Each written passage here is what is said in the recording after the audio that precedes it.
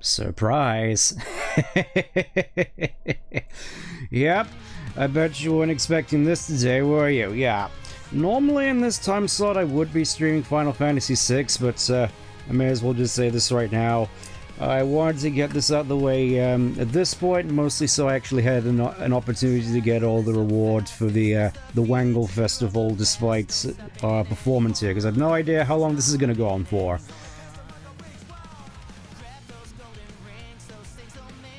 I will admit, it's been a little bit since I've actually watched this little opening here. I usually just skip it.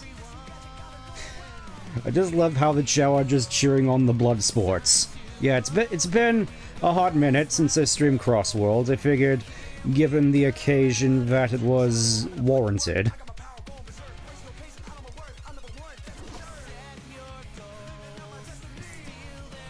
Hopefully the sound is alright on your end. I will admit, though, listening to this again, I still do definitely prefer Green Light Ride. Maybe it's just me missing Crush 14 back in the day. It's like if this game had Green Light Ride and Cross the World was in Team Sonic Racing, I think that would be a better timeline. And mostly just that Green Light Ride... no, Team Sonic Racing has absolutely no redeeming qualities to it. Anyways, let's... Nah, look, my son, please don't... No, I'm not gonna skip it. As much as I'd want to. Alright. Let's get into this. I haven't logged in throughout the entirety of the weekend, so we're going to see me unlock the Whangle in real time. Here we go. I'm waiting to... Here they come. Here they come. At long last. Challenges from a Crossworld, even though it's not really a Crossworld, unless we're counting it. Yes. There they are. Whangle has finally been achieved. I'm kind of curious as to what the album is. Oh yeah, and it's like at long last. I skipped most of it, but we finally have the Whangle Fest. It's only available for a limited time, so good luck actually getting everything. I will admit I do kind of regret skipping over the Miku Festival and not getting all the rewards, because... Okay, so it's going to be going on until March 1st! Meaning that I still have actually not that much time at all, so I think it's kind of fortunate that I decided to start up at this point. Anyways. Yep, it's mostly just this typical festival affair. So let's actually have a look at the new characters real quick, because at long last we finally get a character which I actually feel has more credibility and reason to actually be in the series than some other characters I can think of. Silver. And at long last, finally, peak representation has been achieved. As at long last, finally, we have Ian Flynn's ideal female Sonic character. A 12-year-old boy. Am I playing this on PC? Yes, yep. So in terms of stats, obviously, Whisper's probably going to be the more popular one. It's going to be interesting, really, to see how the meta kind of develops now that she's in the game, because she does have the highest boost stats. Because at this point, the meta sort of settled into mostly high-level, mostly power-type characters with high boost stats. So, generally speaking, at the top of the leaderboard, you tend to see stuff like Knuckles, possibly Vector, the Werehog, which I don't have because I was smart enough not to pre-order this, Eggman, obviously, Miku, if I can find... Yeah, Miku. So it's gonna be interesting to see how Whisper fares and all that, because, again, highest boost stat. But for the time being, we're just going to be going on this with the, I guess, stock loadout to them. So we're gonna go with the Hot Hatch. We're gonna be playing as Tangle for a little bit. I figure I may as well start with her first. Still annoyed that there's no just world match option in case you don't want to actually participate in the festival. I mean, to be fair, the festival is sort of the only time I actually get on to Crossworlds in any sort of meaningful fashion, so I think it's more so for people who wanted to actually just not participate in the festivals and get into proper, like, world title matches. But again, I'm guessing it's going to be a Halo Infinite excuse of, oh, we can't add World Match and Festival at the same time due to UI problems. Just watch. Okay, let's have a look-see. Tap boost, so... Kind of curious to see what gadgets will actually fit Tangle. So obviously you have power build, perfect charge bounty, big idiot mode. Let's see how I fare with this. Let's see how I fare with this.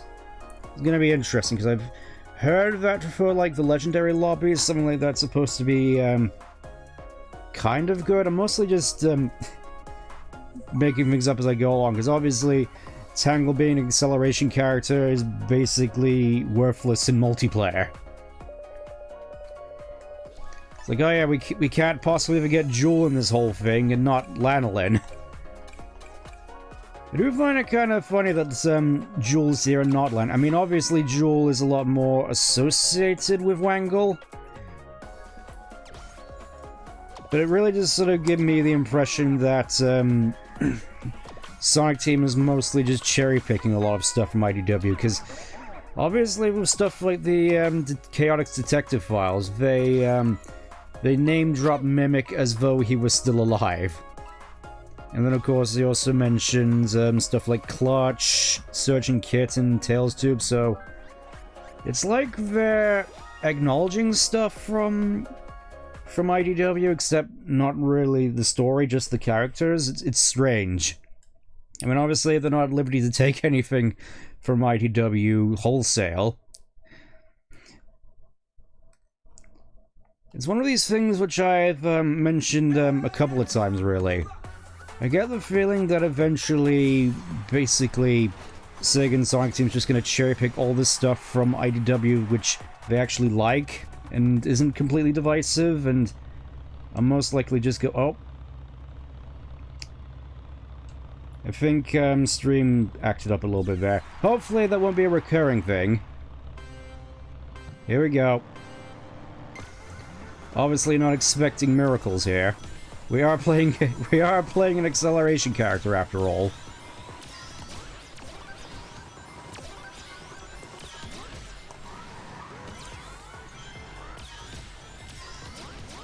Yeah, it looks as though we're having a fair few more issues. It's probably something I'm gonna have to look into and play around with a little bit more. Hopefully this won't be a recurring thing throughout the stream, at least I hope not.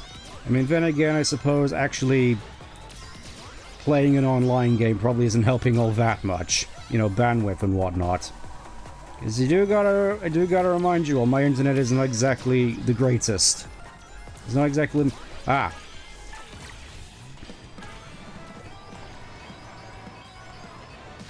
Very hard to have these characters be...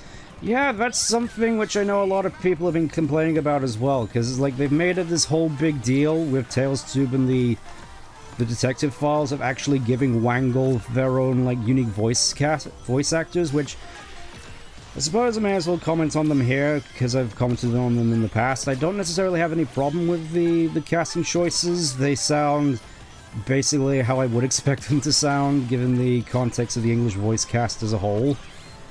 Only thing that I will comment on is that Tangle, from what I've heard at the very least, I would have expected her to sound a bit more like an Owl House character, if you know what I mean. Like, I know the energy's there, just, again, not the sort of voice that I personally would have expected. That's just me. That's just me. Comparing this game with Mario Kart... I mean, it is interesting now that I mention it, because I don't barely hear anything anymore about Mario Kart World. I mean, I know that everybody complained about it at the time, but it feels as though nowadays nobody seems to really talk about it or care. And then again, I don't tend to stick around in those circles a lot more, because, well, I kind of feel Nintendo zealotry is a poisonous pill, to be blunt.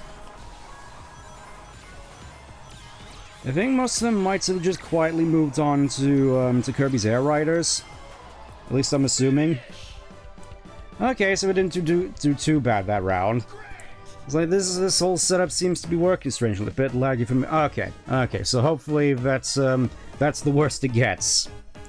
Look at that, just completely carrying the team, and we're gonna end up in Fur, because that's how this always goes. That's how this always goes. Yep, inferred. That's about what I expected. Just, it feels as though sometimes you carry the entire team only to get punished, or you drag the entire team down and you end up in third place anyway. Ah, well, at least we got ourselves, I do find it funny that they've been sort of increasingly generous with a lot of the prize tickets, the prize tickets of these festivals. I guess they sort of realized we kind of messed up by, making all this stuff in here so expensive. Makes me wonder why they don't just patch the prices to be cheaper, but that's just me. It's like the prices were fine in the open network demo. It's like you basically made a problem for yourself, even though there wasn't one in the open network test. Good grief. Yeah, I think we'll just we'll stick with Tangle for a little bit. So Tangle, I know a lot of people have been saying that she's basically designed with sort of similar characteristics to a Sonic character. I mean, I think in one of her debut comics as well, there was this nice sort of pixel art in the style of Advance 3 with her in it, which I did think was pretty cool, and I can't help but think, I mean, obviously her skill set is a better fit to the series than, say, Silver, but it makes me wonder how exactly it would work. My initial thought is that she'd basically just have Rystar's grab mechanic. You know, where he has the stretchy hands and can swing on things. That seems like something that Tangle would be at home with. You know, they could be pretty fun. We'll talk more once the DLC comes out, who knows. That, I'm gonna admit, sounds like cope to me, because it's like they didn't give voice line for the Werehog either, so it's like, what's the precedent for them to actually give these two voice actors? I mean, obviously I would prefer them to have voice actors, but it feels as though the precedent has been set where I'm expecting them to just remain silent for the entirety of this game's lifespan. I mean, it would be cool if they patched in, like, entire, like, dialogue trees and interactions with the rest of the cast, but somehow I doubt they're ever gonna do that. Streamer's not happy to... Yep, I've been I think I messed about with the output before the stream started, and I think that's what's doing it. I mean, hopefully it's not as bad as as yesterday's stream, because that put me in a bit of a foul mood for the whole thing. So I'm at least hoping that things are going to settle down before the whole thing is over.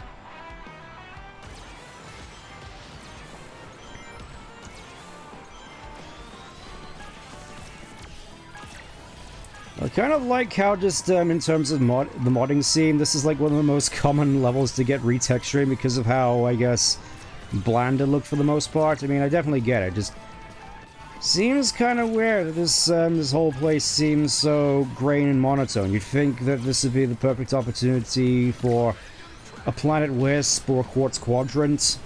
Instead, it's just, nope, just some generic mine and once again magma planet.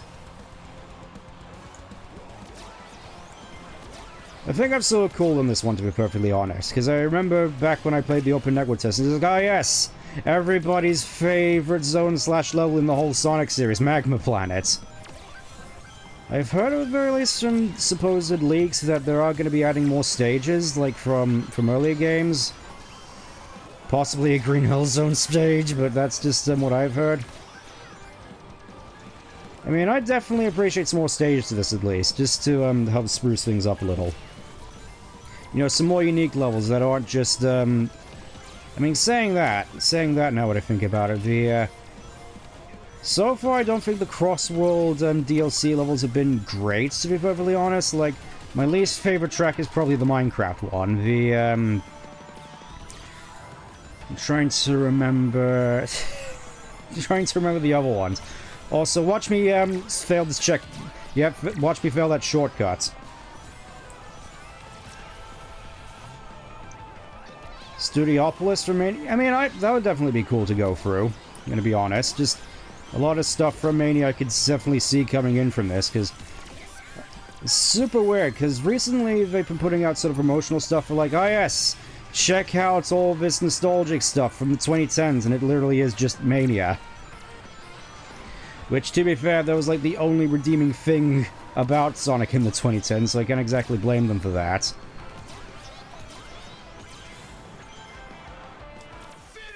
Why didn't you use your drill wisp there? It was right in your hand. I saw it. And obviously I'm guessing at the bottom of the pile. Let me see, bottom of the pile. Yeah, bottom of the pile. Once again, I'm dragging down... Yeah, the Minecraft track, which is arguably my least favorite one. Mostly just I never was really a big fan of the whole Ghast segment. I'd say the least offensive of the DLC crossover tracks is definitely Bikini Bottom. But that's just me. Just definitely feels as though it's the one with the least stuff wrong with it. Oh, there we go. We got Tangle. Tangle 1. So I will be honest, the Pac-Man track, just with how tight its cornering is, that's one that I've never exactly been the most fond of. Of course, as soon as I open my mouth. Don't worry, it's fine. Just, I mean, hopefully that's the worst it gets. Let's see, do we actually want to put decals on these? I don't tend to bother. You know, let's put ourselves a nice Tangle sticker on the hood of our car. Oh, that looks perfect. Just shrink it down a little. There we go. Just gonna stick that on there for the time being. Another Yep. Yep. That's about what I... Let me just check how OBS is doing. Basically as bad as it was back then. I'm just gonna keep going. I'm just gonna keep going, and hopefully it sorts itself out. I mean, at the very least, the VoD will catch it. The VoD will catch it.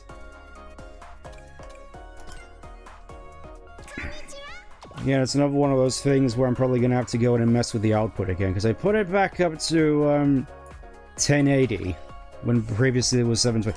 Oh look, who is thumbing me this time? Who is thumbing me this time? It's this Sonk guy. I like you too, random citizen. Cream there, just exuding the most menacing of... She's the most menacing one here. I'm kind of scared of her. I'm glad she's on our side. Now it's okay. Okay. Let me just check OBS on my end, and nope, still basically at 0 kbps. Gotta love OBS. I guess it's just either me wanting to what was that Alienware sticker? It's like, oh yes, that's one of the many promotional crossover tags that they put in this game. Alienware, Nike, I'm fairly certain. We can go through them, actually. I don't think I've showcased a lot of them. There's a lot of crossover promotional stuff, because clearly this game isn't making enough money.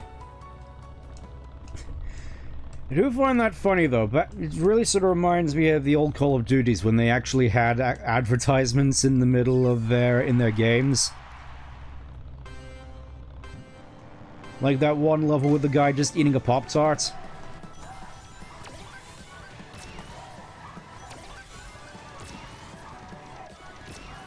Well, let's say, though, just not focusing on perfect drifts. This does seem to handle fairly well, gonna be honest. Like, it feels smooth to control when I'm not absolutely getting marmorated by everyone else in the server. As is always the case in your average game of Crossworlds. It's okay. Yeah. Again, you'll probably see this on the VoD later. At least that's the hope. Like, I still find it weird. Of all, like, the stages they could have gone with, they went with Seaside Hill. I mean, I guess it's one that's been in Sonic racing games constantly over the years. Out of my way. That was kind of brutal, not gonna lie.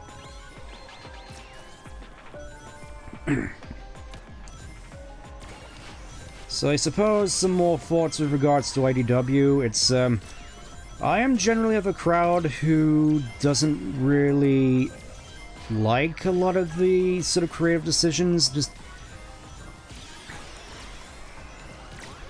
I suppose going off the whole sort of cherry-picking thing, I get the feeling that they're not going to introduce anything introduced in the Metal Virus saga, because I do find it funny, right? It's like, that's the one arc which went on for, like, forever.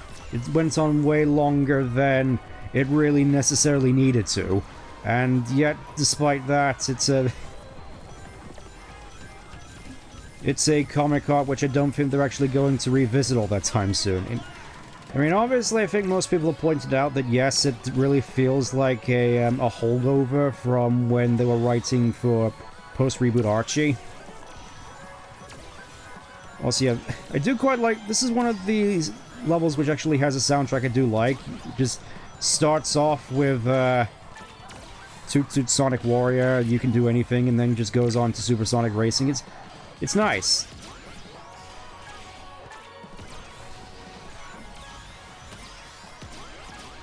Now watch me actually absolutely sandbag my entire team. Val, what are you doing with the 1,000 bits? Don't you have money to be saving up for things? Why are you doing this to me? With the power of bits, I will fix the stream myself. You will try, my old friend. In all seriousness, love you too, Val. And look at that, right at the best of the worst right there. The worst of the burst. A whole 17 points. And yet, once again, we're just at the bottom. I feel this is going to be quite the long stream, as I just cruise by on participation trophies. At the very least, look at this! Look at this now. We get the Whisper decal. Isn't that nice? The front tap one is the worst one. Yeah. I mean, I suppose it's more easily accessible when you have a power-type vehicle, when you're going specifically for just bumping into things, but generally speaking, I can kind of see people not exactly being the most fond. Let's put this Whisper sticker on here, because why not? Let's showcase it off for everybody. Yeah, as you can see, the Republic of Gamers. Here it is. Here's the Whisper sticker. Because Whisper is obviously well known for being highly opinionated of herself. I'm going to stick it right here. Still not a big fan of just how precise you have to be with how you position these.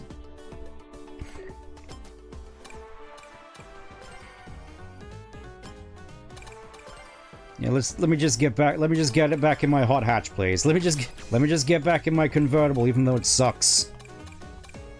I mean, I know it was used by the #1 player in the world, but that was before people realized that. Let me just showcase to you how the world rankings look right now. Is Whisper going to be at the top still? Or is it going to be dominated with Knuckles? Oh, look at this! Look at this! I was right. Look at this. Whisper is now the top this tier character in the entire game. Look at this. Let's see how many Whispers we come across. So it's 4, 5, 6, 7, 8 out of the top 10 are Whispers. And then we go down and there's Knuckles. Whisper again. Whisper. Just oops, all Whispers. I mean, I did kind of expect it, to be perfectly honest, but I just still can't find it funny. It's like, I expected this was going to happen, and I was right. Whisper is the best character in the game now, because everybody's obsessed with level 4 boosts. Upstream's acting up again by the looks of it. Let me just... Up. Nope, looks like it's back to normal. Looks like it's back to normal, at least on my end. Oh no. Yeah, it's kind of wild. It's kind of wild. It really feels at this point that they really have just the we found the Waluigi Wiggler combo of this game, which is just Whisper and stock Jetboard. Kind of a weird combo, but it is what it is. You know what? Let's go Bikini Bottom. It's the best of the worst in terms of the DLC stages, so we can have fun with this. I do definitely have fun with Bikini Bottom when it shows up. I really think I should make a tier list out of all these particular stages at some point.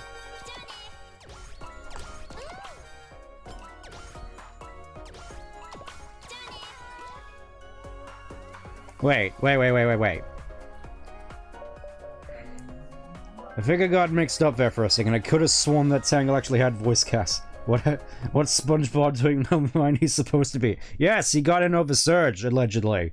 I mean, saying that, given the free DLC characters, I suppose she's not entirely off the tail, because she's like the one character from IDW that people actually care about, aside from Whangle. And not Kit, because nobody cares about Kit. I know you care about Kit, Vel, but... I find it so funny that Clutch is more relevant to the Sonic cast at this point. He's more relevant than just Kit, even though he's supposed to be like evil Tails. That's basically what he is, right? Just basically just evil mirror version of Tails, because we've never seen these evil mirror versions before.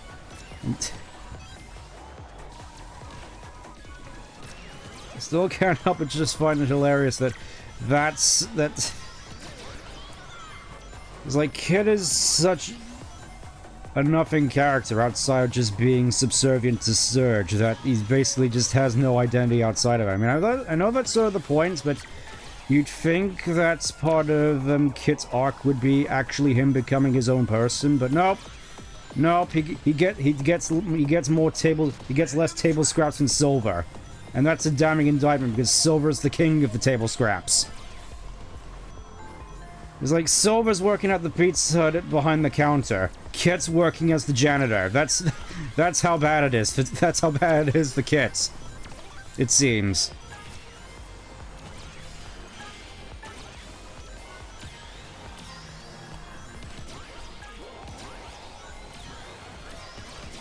I will admit, I always did find the particular music of this particular track kind of weird. I suppose I was just more sort of expecting something more along the lines of Coolidge. Get out of here, you. Once again, I always end up blocking the dark chat whenever it comes up. I mean, I suppose that's sort of the point, but that's like the one that could actually benefit from, because I barely have any items.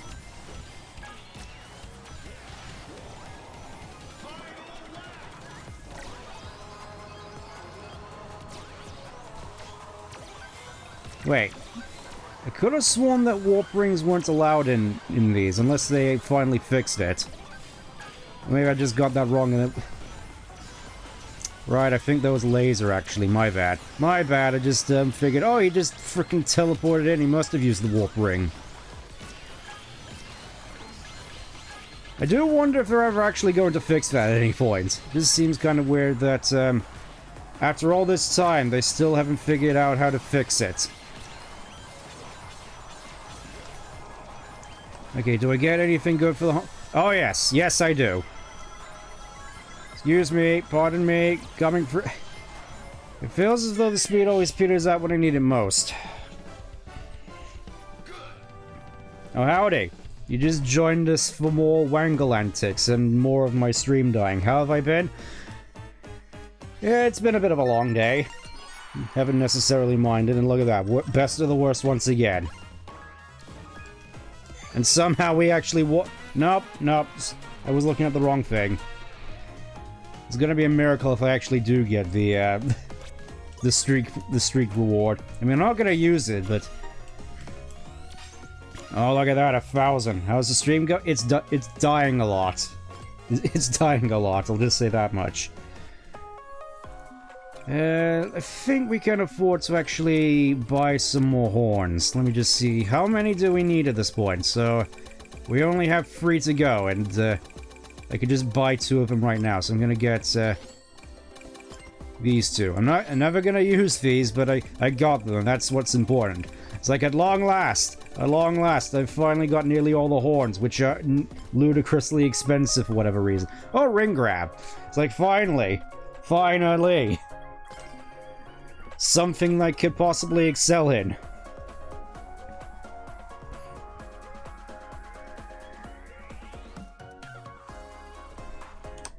Just gonna quickly check the stream real quick. I mean, it looks okay at the moment. It looks okay. Let's see, what do we got for rental play? Ah, checking out the new Wisp gadget, which I don't have yet. Let's go for Blizzard Valley. Why not? Okay, kit for using many Wisp items grant items to completing labs. Wisp Porter kit, in case you really liked the Wisp boost ability. Let's Hot Topic wannabe. I see it right up there in the back. I saw that. There we go, Blizzard Valley. For some reason, I always thought the final lap track for this stage always reminded me of Raise Up Your Bat. Maybe it's just the melody. I always thought it sounded like the start of Raise Up Your Bat for whatever reason. Anyways, here we are. Gotta get me the rings. Gotta get me the rings. Finally, something that I can actually be accomplished in. Something I can contribute to. Let's go! Look at this. Look at this. Already getting slipstream bounties. Look at this. Look at this. Isn't it beautiful? Obviously, I'm like still far behind everyone else who got starting bounty, but I don't care. It's like here at the back, I can actually contribute. You gotta take the little victories in here. Just, again, being an acceleration character in this game is to suffer. It is nice to actually be able to corner nicely and tightly. I'll give it that much of a... Look at this! Look at this, taking the corner like a champ.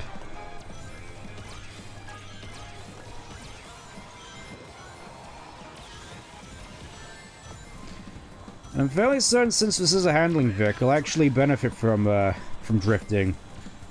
How much media references Jewel haven't got much spotlight. I mean, it feels as though she's referenced a lot whenever Tangle and Whisper show up.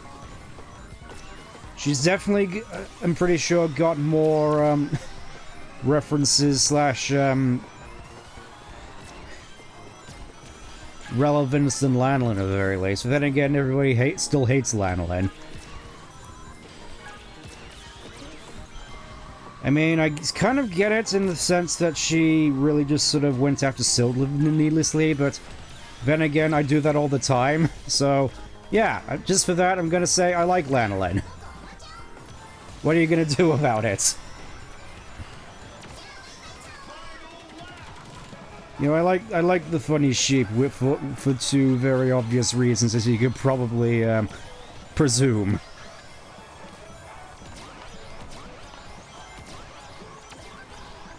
I'm gonna... Yeah, I keep forgetting that since this is an actual handling vehicle, it actually is best suited for me to be drifting most of the time. Like, I'm so used to stuff like power vehicles, where you're not supposed to drift. Design-wise, I don't like how the comics portray... I mean, that's fair, but any chance to put down silver is A-okay in my books. It's mostly hyperbolic, mind you, but it's still funny.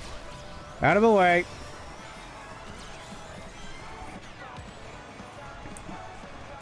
Wow, I actually came in first for once, I think. Incredible!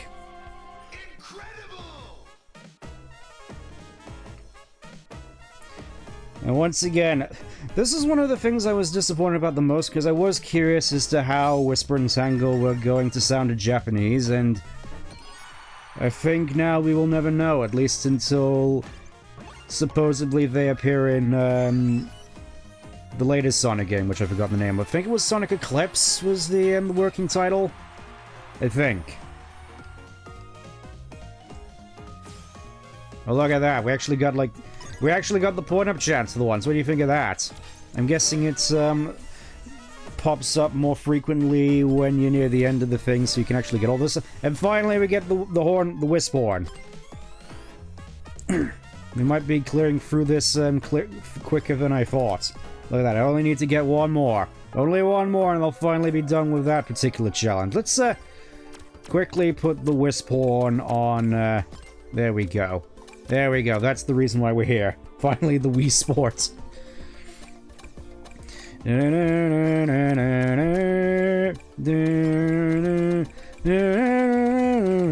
Small lines of Crossworlds and they may assist that the motorbug count. Now they're locked behind the solo mode RNG. I mean, it wouldn't necessarily call it RNG. It's mostly just having to beat the park mode, which is fairly easy to do. You know, you set the AI down to like the low. Oh, there we go. Gotta love those network errors. It's like we had a whole network test to sort this out, and it still happens.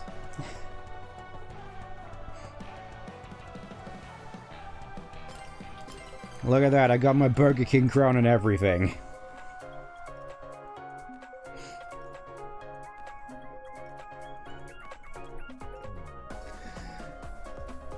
I do find it funny how they just, maybe it's just a Tangle thing, how she's constantly just bobbing in her seat. Honestly, I'm surprised given how, ADHD she is most of the time. I'm surprised that she can keep her feet on the pedals.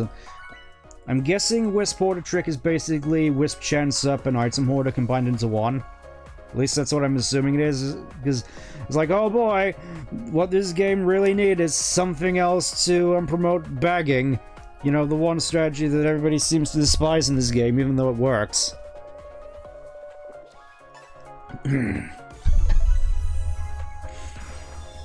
Here we go. Gotta get rings. You know, let's try out the rental plate this time. Let's see how that works. That with the voice for a moment, Tangle and Fine with the voice. Kind of wish Wisp was more low tone. But since she's also a certain bunny, I can like, oh yeah, I'm fairly so. I'm trying to remember. I'm pretty sure it was Tangle's voice actor who was voice actress, which was also in Freedom Planet. I know there's also the same with Vanilla's new voice actor. Because I do find that funny that after all this time, we actually get a proper voice actor for Gemerald. Is he actually going to appear in any media outside the Chaotic Detective files? I doubt it. By the way, maybe a weird question, but tomorrow you're going to stream a new... tomorrow, given the circumstances, tomorrow is when I'm going to be moving Final Fantasy VI, so tomorrow you can expect me to just continue with that. Also, as you can probably tell, I do have a couple of mods running. Most notably, you can see the North Star Island looks a little bit different. Hopefully we'll actually go there so I can showcase off the difference. It's kind of drastic. Because again, I'm not exactly the most fond of superstars. Alright, let's see what we get. There we go, North Star. I don't really get why people don't seem to like this level, because I get that it's superstars and that's kind of cringe, but I feel the layout is generally fun. Also, boy, doesn't that sound familiar.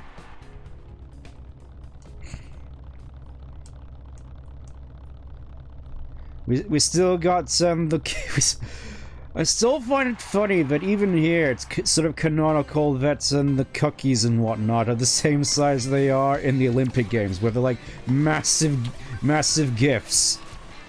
Just massive gifts the size of like Robotnik. And here I mean, I guess you could say it makes sense because this place is like known for having giant aminals on it, like the pig there. Yeah, here we are. Welcome to Radical City, I suppose. With its slot machine in the background. I will say at the very least this is very ornate with how it's set out. Like here we got Regal Ruins with it even has like the gates from Sonic R as well. It's great. And of course Press Factory is now Reactive Factory, so it's actually good. Finally, they made it real. And of course the last curving stretch is just Radiant Emerald, which I'm just gonna say it doesn't look quite as good in the daytime. Sailor Tails.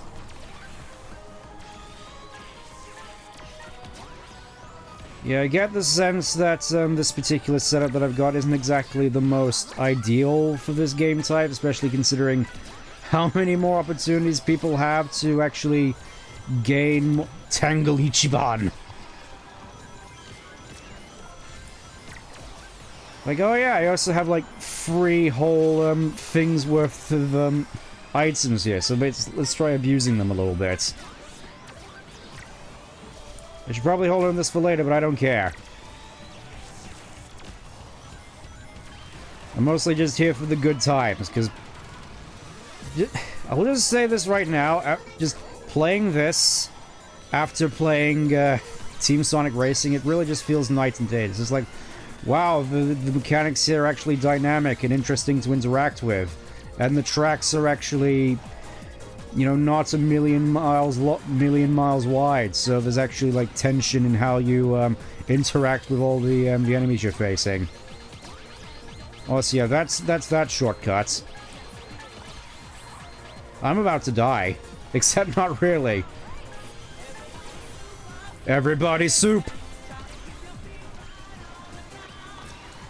It's like we have all these instances of Super Sonic Racing in this game now. Very body Y, body Y, body, oddy die. What? There we go.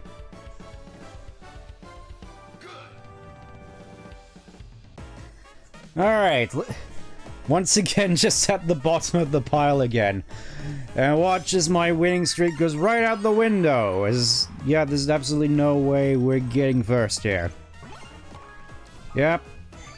Back into the trash I go, because that's how this always seems to work out for me.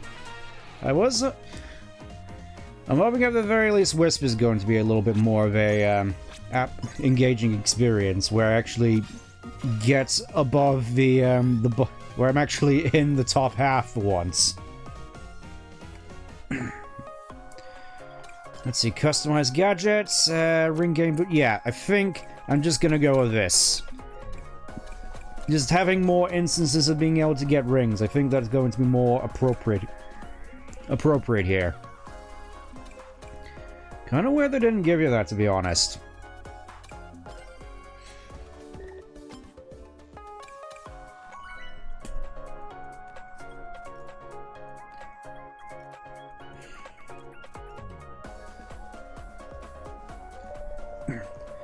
It does sort of lead me to wonder. It's like they're going out of the way to give all these sort of background characters voice what's happening. I don't think anything's going on. It's just me being quiet for a little bit. Or probably OBS acting up again, because it sure does love to do that, doesn't it? At the very least, I think I'm set on what I have to do in order to... Oh, look at this. Who is thumbing me this time? Here, have a thumbs up yourself, random citizen.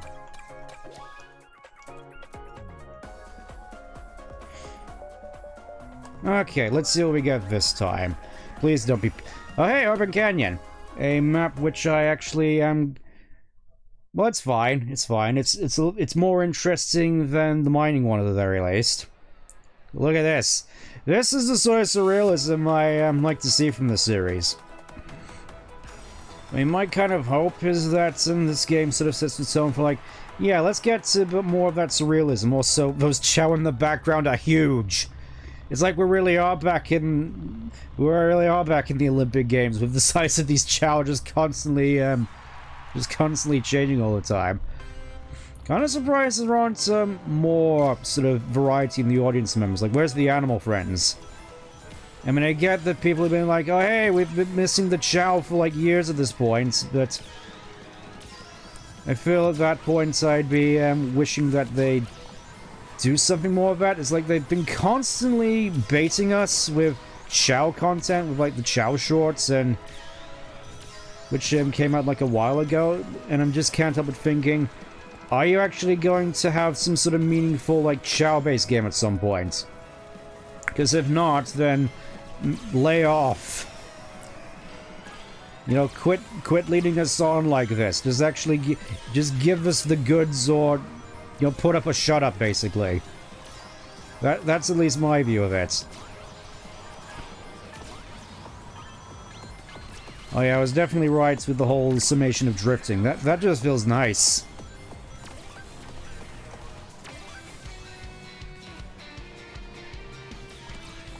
I do also quite like this rendition of Can You Feel the Sun? I mean, obviously it's unofficial. But I feel it is definitely quite fitting.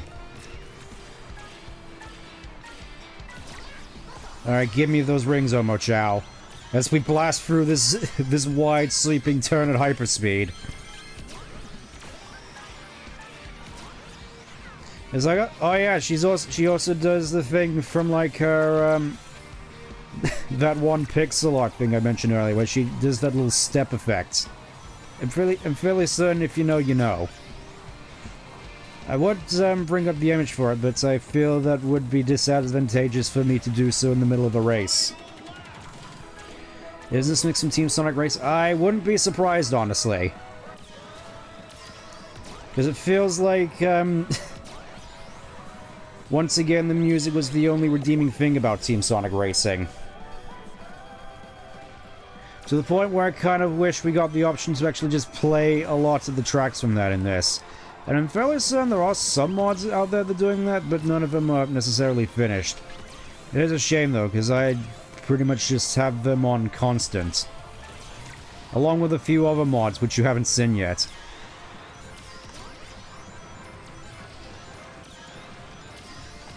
Like, in terms of the characters we've seen so far, I'm kind of surprised we haven't... Oh, I think that's the first time I've actually fallen down that hole, gonna be honest. There we go, back at the bottom of the pile again.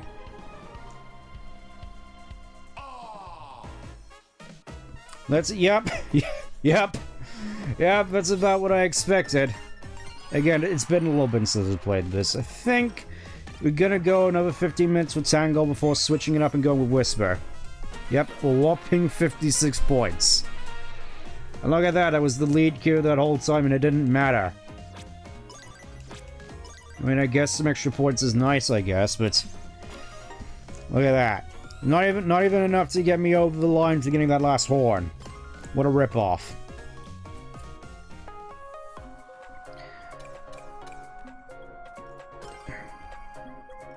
Actually, you know what, given the time, let's actually switch it up. Let's switch it up finally. Character and machine. Let's finally start playing as the one character that I've been most interested in. Let me pick my board, damn you!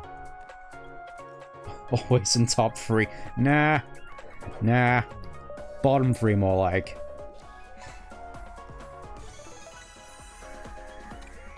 Hey, let's go East Stadium. Can I please pick up...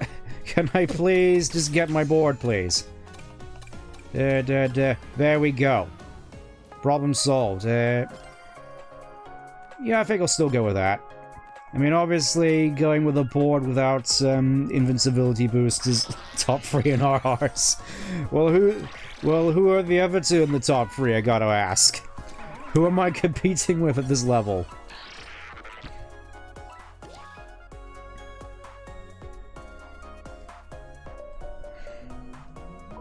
Alright, let's see what we go this time.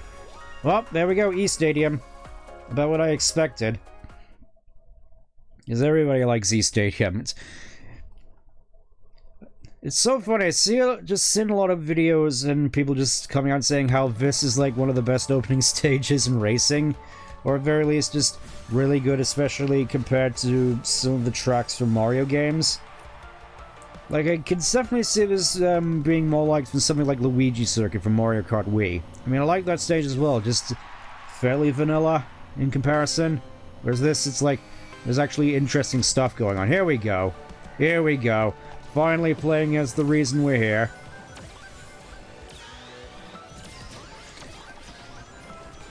And having to deal with all this nonsense.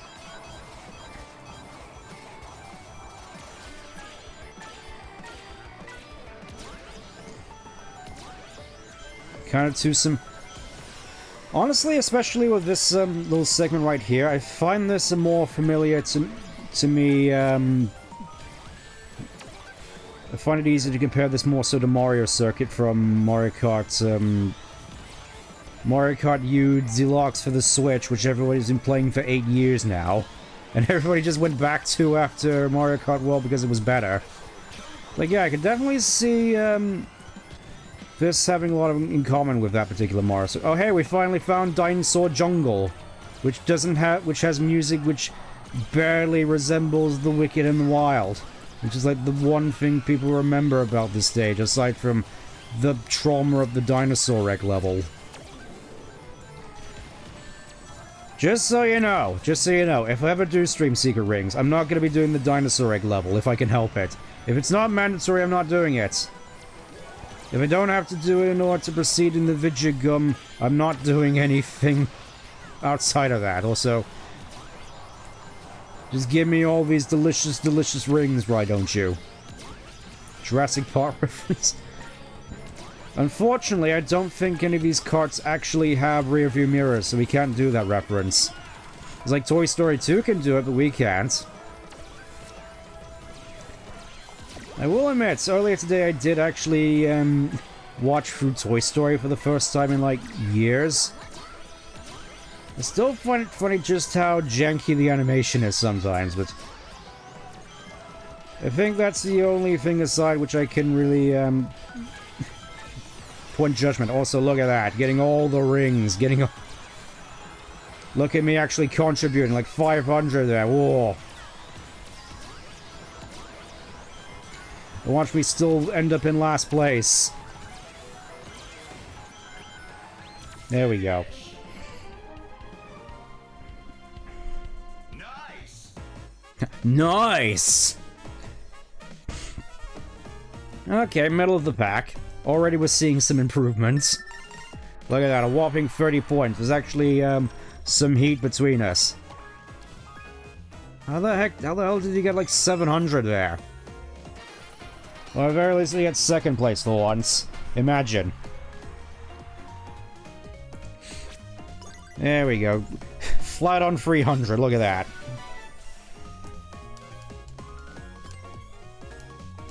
I think that's something I can actually add to the Wispin booster here.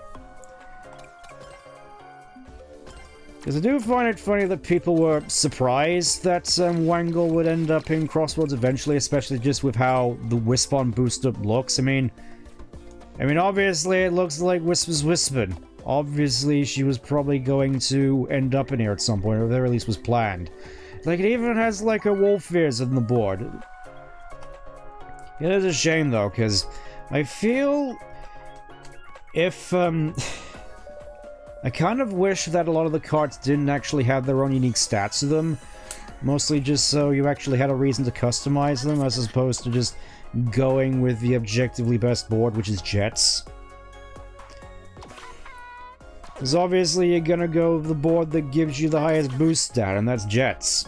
So why would you use anything else that's outside of cosmetics? Oh, we actually have some blazes here. That's Google for brains. Google for Brian's. Yes, yes, thumbs up to you too, random citizen. And you.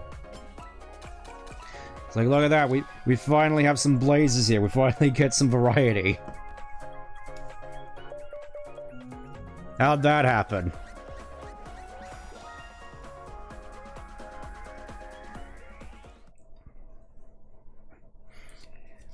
Me, personally, I always found Chronos Island to be kind of annoying, mostly just with that sort of, airborne cornering chicanery segment near the end on the squid's back. It feels like that could generally get quite annoying. Also, that is a cute little spin Whisper Tangle does when she hops in on a board. That's cute. But it's one of those things where I kind of wish that bikes were in this game. It's like we got like multiple different types of carts. Why aren't we allowed motorcycles in this game?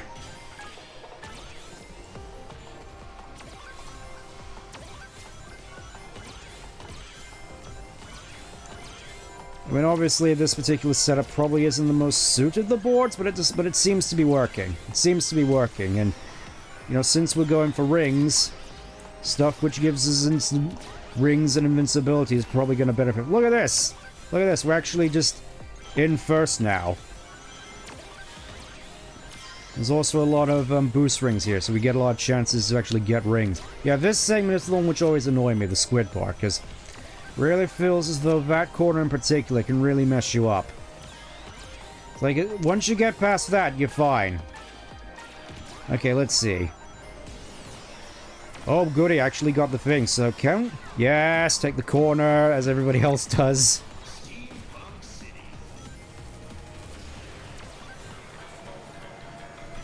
This is definitely one of those sorts of settings I would definitely like to see actually appear in a Sonic game, to be brutally honest. Just, again, I think I already mentioned it last week with the Mega Mix Mania stream. Just, I really do sort of like the more surreal aesthetic, and I feel this fits right in.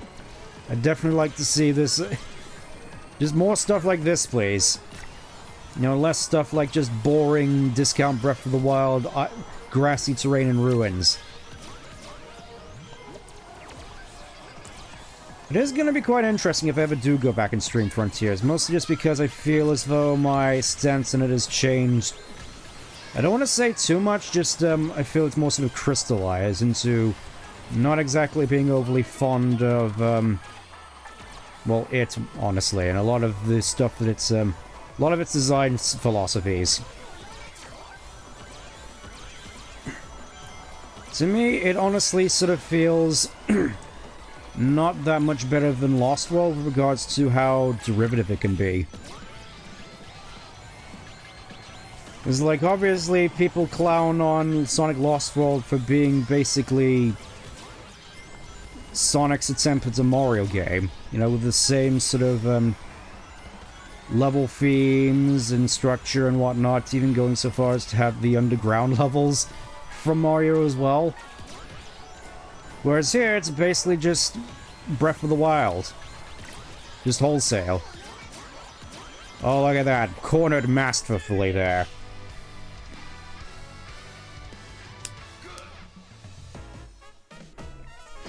I am definitely hoping Eclipse turns out to be a better game, to be brutally honest. Look at that. Well, I got into the top half at the very least. I got into the top half, and lo and behold, end up at the bottom again.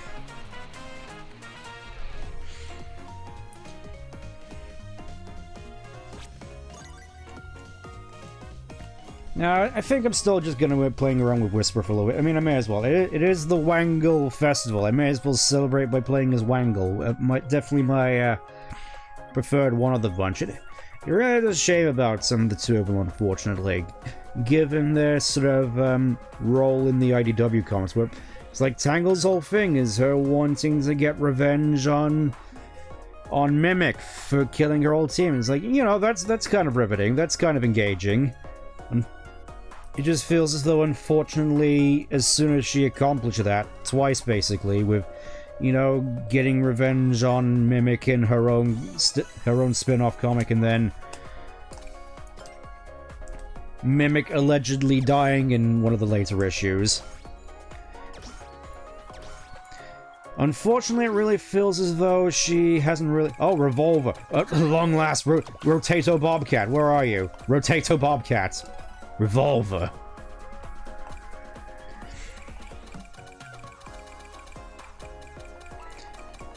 I'm not sure if I should actually showcase the mods I have on display, because you may have picked up on it as we went along, but I think you already have a fairly decent idea as to how a lot of them look.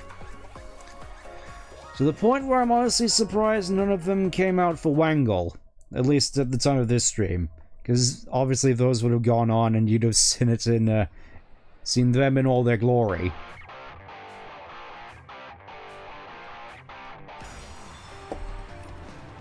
Look at all these people just like already having gotten all this stuff, and do you find it funny just there being all explore Chronos? Yes, making it seem like a resort destination. You know, the place with all the dead people, which are now statues. You know, with its miserable weather. That definitely seems like the sort of place I'd want to visit in, like, you know, Station Square. You know, with its hotels and its beaches. It's like, nah, I don't want to go there and see how it's been fixed, because I presume it's been fixed after all this time. After it was destroyed at the end of Adventure. I'm at least giving it the benefit of the doubt that Station Square was eventually rebuilt. Oh, stream acting up again. I'm really gonna have to look into this once this is over. Yep, it's Sonic Racing. More specifically, Whangle Racing, because we're playing as Whangle here. Glad that you could join us for what you can see of it. Again, I do have to apologize for the state of the stream. I feel it's a little bit out of my control at the moment. You just have to forge ahead and hopefully you gain some kind of entertainment out of it. Just feel free to talk among yourselves. Well, thank you for being so understanding. Hopefully by tomorrow this should be patched up. Hopefully.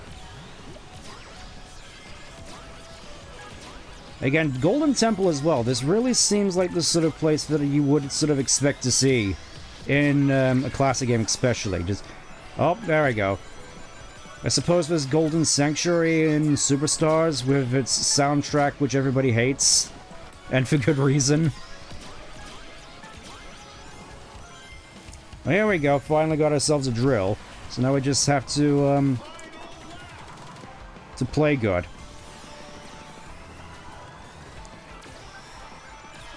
May just be me, but I kind of feel that the music of this stage as well is also kind of forgetful.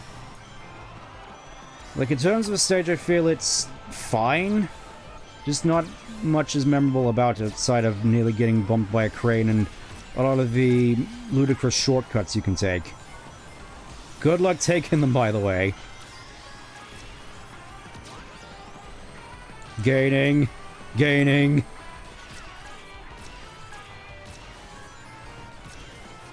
Alright, nothing for it. Out of my way! What game does Golden Temple... I think it's original to this game. Technically speaking. Golden Temple is original to the... Yeah, alongside such riveting levels as Magma Planet. Once again, basically just screwed out of first place. Wonderful. I think this stage is also original, but it's one of those ones where it's like, I wished it wasn't, in which case it would probably be a bit more interesting. There we go, we finally got Jewel. I do kind of like her, I do kind of like her design in honesty. Gonna play the Resident Evil game. So, oh, you mean, the 9th one? I've heard a lot of people aren't exactly happy with it at the moment, so, then again, I'm not exactly a Resident Evil veteran, so probably not. That's not my wheelhouse, at least not for the moment, until I'm dragged kicking and screaming through Resident Evil 4. The original. It's a game... You know, it's just one of those things where I never really felt inclined to actually play any of the Resident Evil games, or the Silent Hill. I mean, I know that they're, There we go, finally got Air Expert. Obviously, I'm gonna be sticking with that one. Because why not? Let's go White Space. I feel that's actually more conducive to air tricks. It's kind of weird, honestly. That it's like, do air tricks, and you just give us tracks where you can't do a lot of air tricks. Thanks, game. Actually gonna be... I mean, possibly, I think she may be a little bit, grumpy with the fact that I'm not using the Riders mod for this, but it's like I tried to get them to work, but it felt as though when I tried them out my game was a lot less stable. Maybe it's just my CPU acting up, because it has been a little bit, but oh, look at that, Legend. We might actually have this one in the bag. Somehow I doubt it, but hey, one can dream.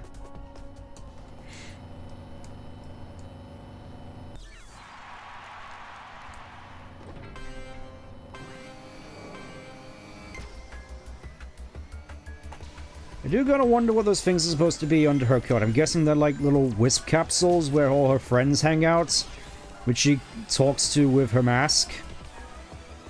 At least that's assuming that's what's going on under a cape. Whisper just quietly just expressing her fury. I mean, that's an interesting thing, actually, now that I think about it. Something I've been wondering for a little bit.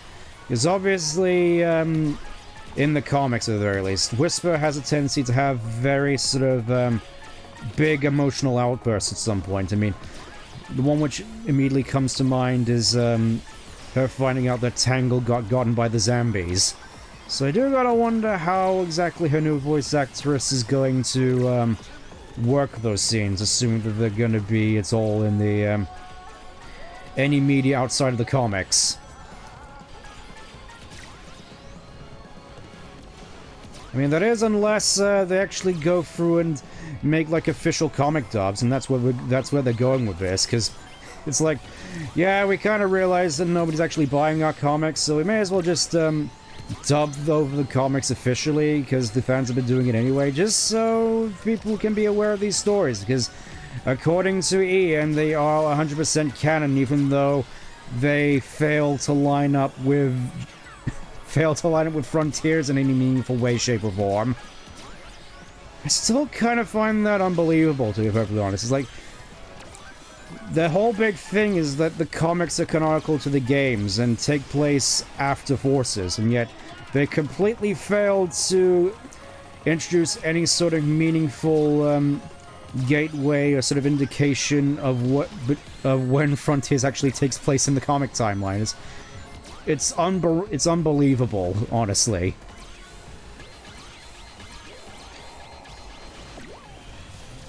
Get out of the way. Get out of the way, I got places to be. Yeah, give me my 100 rings.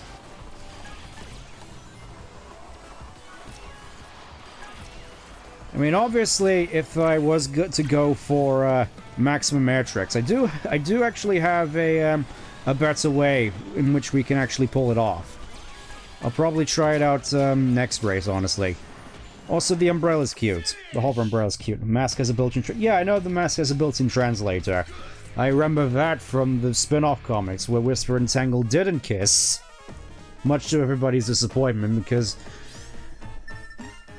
someone at SEGA actually remembered the series is intended for children, so obviously we can't be showing any of that. This isn't Prince Caspian, you know. It's not an X-rated film. Also, what in the devil's name is... What is going on with that minecart? What horrors have you unleashed on the world with that?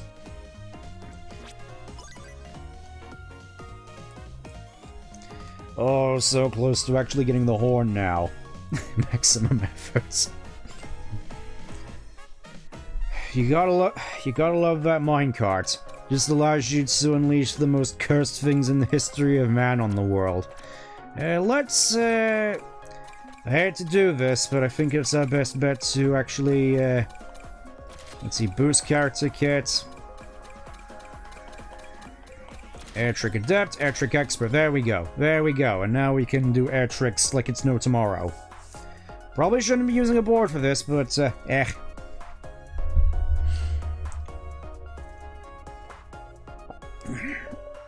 I'm sure it's fine. I'm sure it's absolutely fine. Not sure if these will actually stack or not, but we'll try it anyway. Let's do Eggman Expo. Again, I kind of wish that we got some... At least from the leaks, from what I've heard, they're going to be getting more sort of All-Stars Racing transformed into TSR levels in the future, which I definitely am in favor of, because I remember a lot of those levels, at least the ones from the All-Stars Racing games, actually being pretty good. Not the Team Sonic ones, though. Those are like 1,000,000 miles long and much less interesting to actually drive around. Is Tailsdall gonna... Probably just as an Easter egg. I kind of doubt that he's gonna be making much in terms of meaningful appearances. I mean, that would be funny. That would be funny to just have Tailsdall just creep in and be, I guess, the most sort of nightmare fuel version from pre-boot Archie, but somehow I doubt it. Let's got ourselves a nice pink board as well. It's like, what are they trying to say with this color scheme, I think that would be too small. Alright, let me show you how air tricks work, okay? Let me show you how it's done. Look at me go. Look at that, 8 tricks already. I'm gonna be useless everywhere else, but I can air trick like a maniac. And that's the point of this whole exercise, isn't it? Just have a party with my thumb.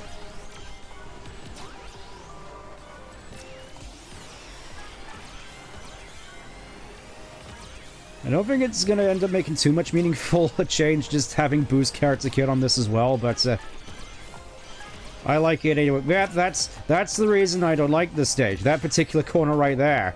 And, you know, you just constantly get bombed and knocked off the stage afterwards anyway. This is what always happens, I feel like. It sucks. We're gonna have to try and take this corner quite hard.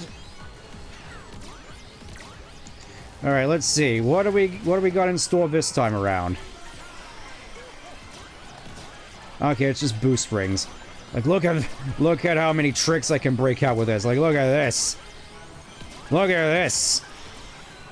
Isn't it beautiful, everyone?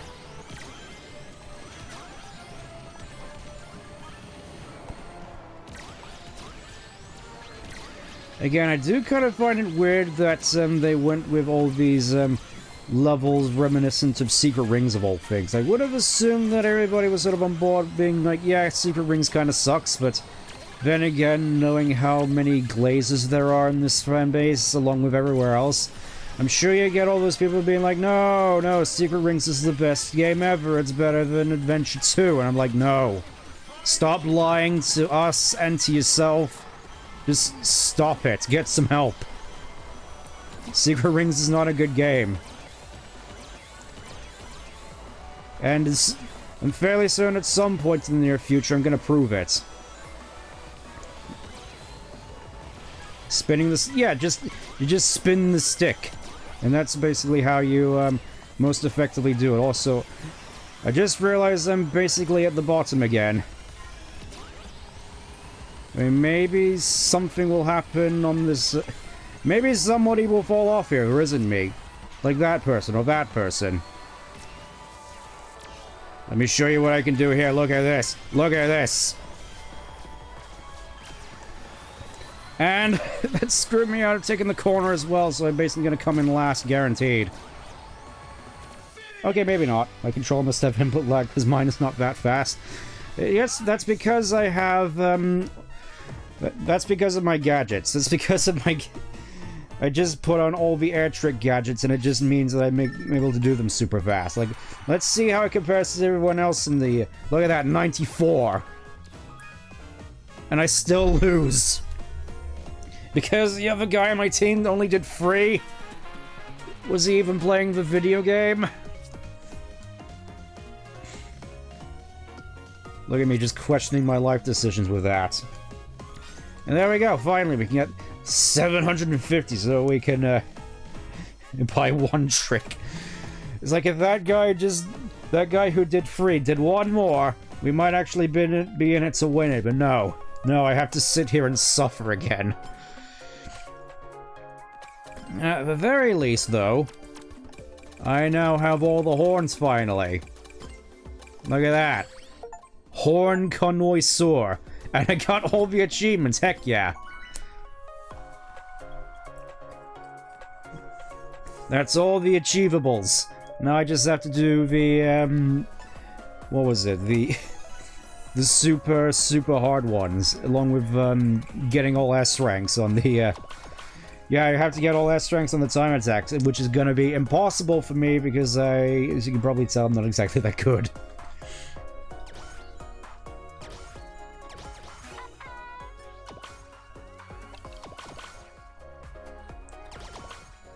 Yeah, the umbrella is cute. I'll just say that much about Whisper. The umbrella is cute. Tails the Beast. Who's not playing his Tails? It's like, at least have some integrity, man. If you're a Tails main, then own it.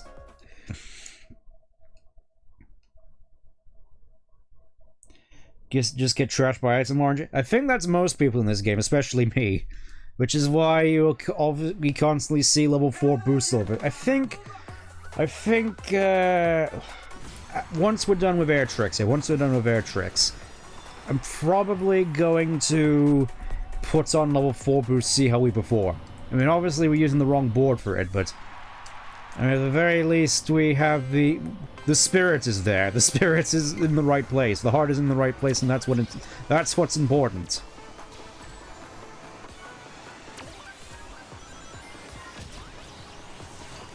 Yeah, good luck actually finding places to do tricks on this stage. It's like, once again, we're asked to do tricks, and we end up on the stages where it's impossible to do tricks.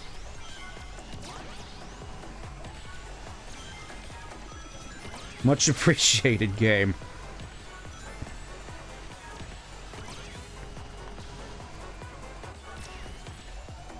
Yeah, Whisper just looking back at the camera and being like, bloody hell, mate, you're awful. I mean, saying that... Oh, there we go. There's the inevitable green shell.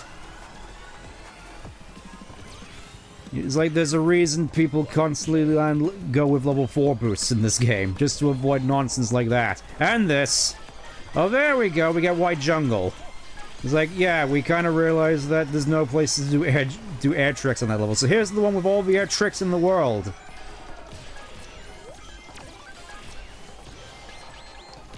Except for that bit, which you can't do. We'll say, though, definitely am missing the actual White Cave music here. It's, like, so iconic. Or at least to me, so... I guess I'm just gonna strange like that. I mean, obviously, it's in the, in the Riders mod, but this isn't the Riders mod, unfortunately. Oh, look at this. We even get, like, points to do tricks there. Alright.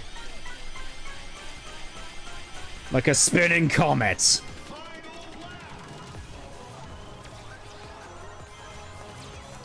And once again, I'm in 12th place. Alright. Little do you know, I filled up on gas. Oh, finally, a place where we can do tricks.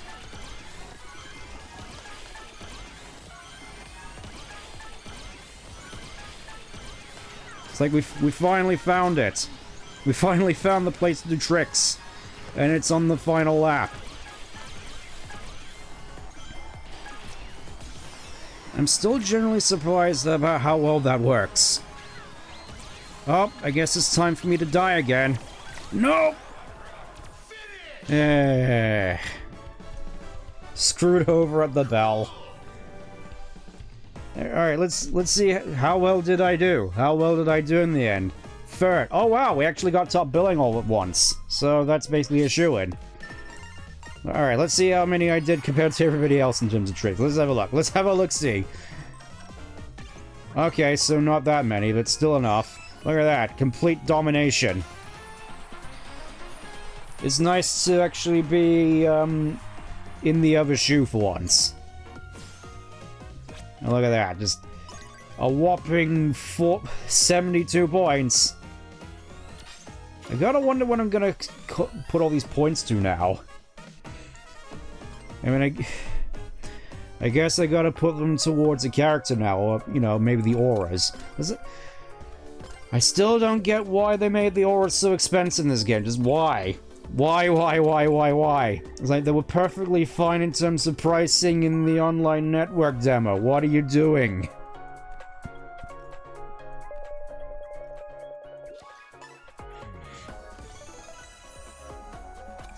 Okay, let's do Chow Park. I know everybody hates this level, but honestly, it's one which I'm kind of fond of, weirdly enough. I know it's kind of weird, but I guess just the aesthetics and the... It does sort of remind me of Baby Park a little, except it's actually well designed. Or better designed. Which is funny because Baby Park is literally just an oval.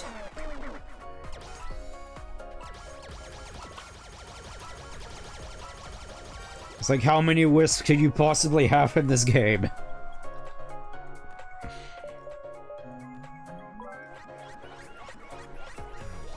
There we go. Market Street's fine. Market Street's fine. Honestly, part of me does kind of prefer how some of the Spagonia tracks at the very least played in TSR. It's like if they were scaled more down to not be like miles wide and uninteresting to drive on, I feel that they'd be a lot more fine here. Well, I think this one's translated over from TSR. I think. It's not the one I was thinking of, though, where you bounce on the balloon. I thought that one was pretty fun.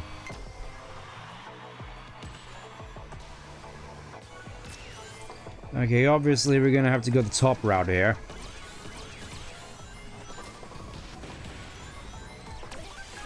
Oh, nice. Just instantly got marmoladed by multiple items at once, so I can't even land my tricks. Thanks, game.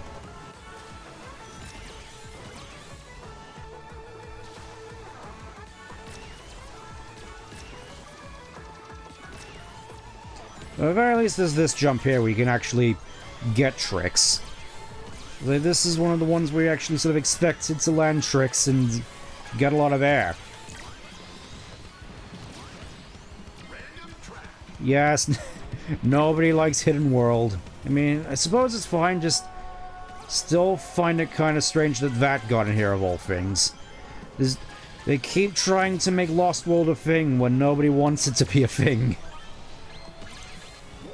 Oh, of course it's aimed at me. I know that it's possible you'd actually dodge that, but good luck. It's like if you don't have a White Wisp on hand, good luck. And even if you do have a White Wisp, good luck.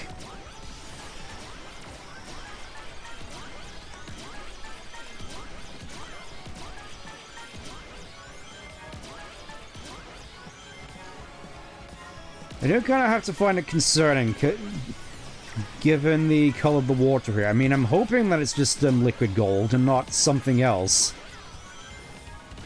I mean, that being said, it just kind of looks like normal water, except with gold reflections in it, so... It reminds me of the dirty water from Willy Wonka and the Chocolate Factory, I'll just say that much. I'm just hoping that's not an indication of its actual contents.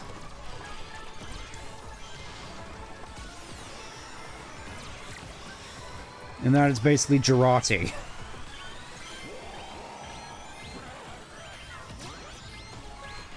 It's like golden now in more ways than one. It's the source. Dagnammit, Val, how come I didn't think of that?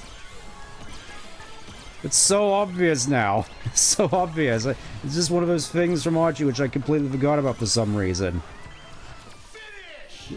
Which, given how that entire source of all segment looked, is like, how? How? Okay, so we might actually get the streak bonus at this point. Yeah, there we go. There we go. There's no way we can lose. And look at that. I got the most tricks. Beautiful. Actually, we didn't get the streak last time, so shoot. Well, we won again at the very least. Honestly, at this rate, we might actually get all the rewards in a matter of hours. I mean, obviously, we're only halfway through. Look at that. Win streak reward, Diamond Cutters. Only 2 of them. You know the rules, you go in there, Cloves. Yep, I know the rules, and so do you.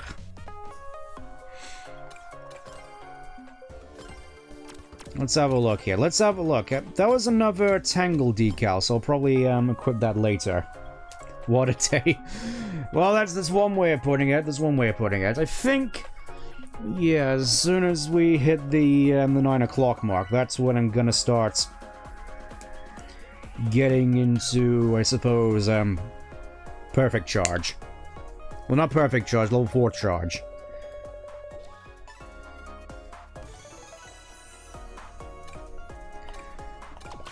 Oh, perfect, Metal Harbor. That's like Air Trick Heaven. Not to be... I do think it's pretty neat to see IDW art in the official game. Yeah. Because I know that in a lot of cases the artwork is what really sort of lifts up a lot of the, yeah, the artwork is really what lifts up a lot of the comics. I know there's some which are kind of hit or miss. The Mimic one-off comic comes to mind, where the artwork is kind of iffy at times, but generally speaking, I feel the artwork is generally the high point. Should have been this way from the start of the comics, but you know, good.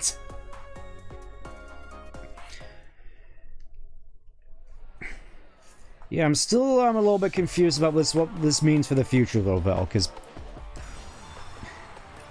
it's like they're sort of teasing us with elements from the comics, except not really. It's like, again, I mentioned this previously.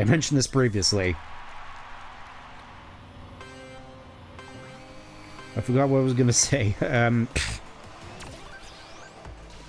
What is it? Oh, you noticed. You noticed. Well, I suppose the feline is out to the back. I'm surprised that it took you this long to notice. I suppose Radical Highway also has a bunch of air trick segments here as well.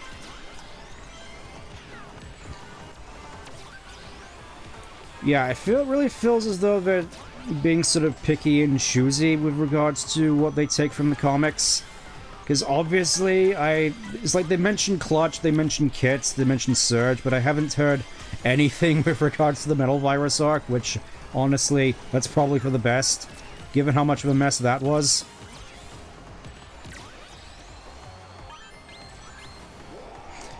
Well, hopefully that's not... I was gonna say, hopefully that's not aimed at me, and I'll just fall right into it anyways.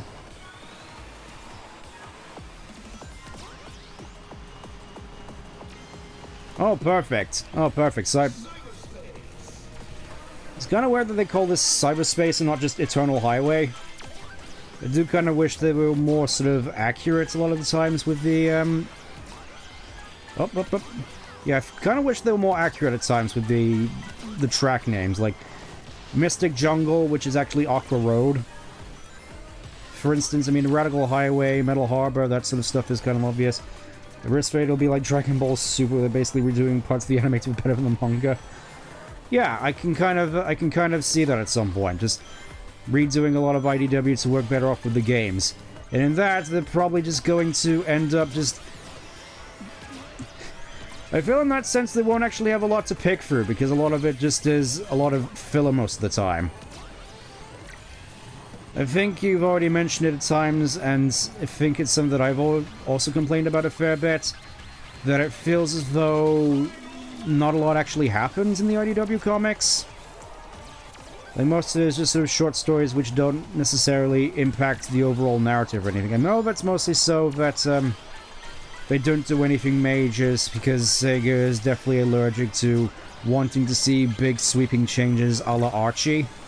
So they really are just sort of terrified of Kenneth Penders and what he did to the story and want to avoid that at any cost. Which, I don't know. I feel, especially with a lot of various videos I've seen with regards to the Archie comics, I can't help but have a little bit of respect for Penders, for his vision. I mean, obviously a lot of what it was going for, the Sonic comic, probably wasn't the best place for it, but the fact that he went and straight up did it, I kind of have to admire the sheer audacity of it.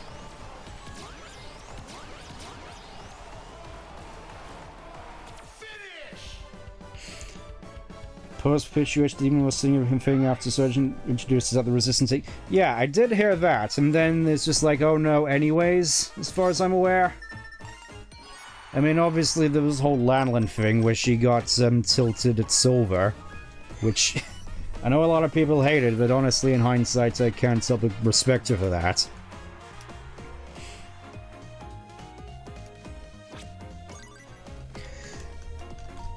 Well, I don't know, in terms of Bunny characters which aren't frontrunners, you may end up being disappointed, especially if we're counting my stuff, which...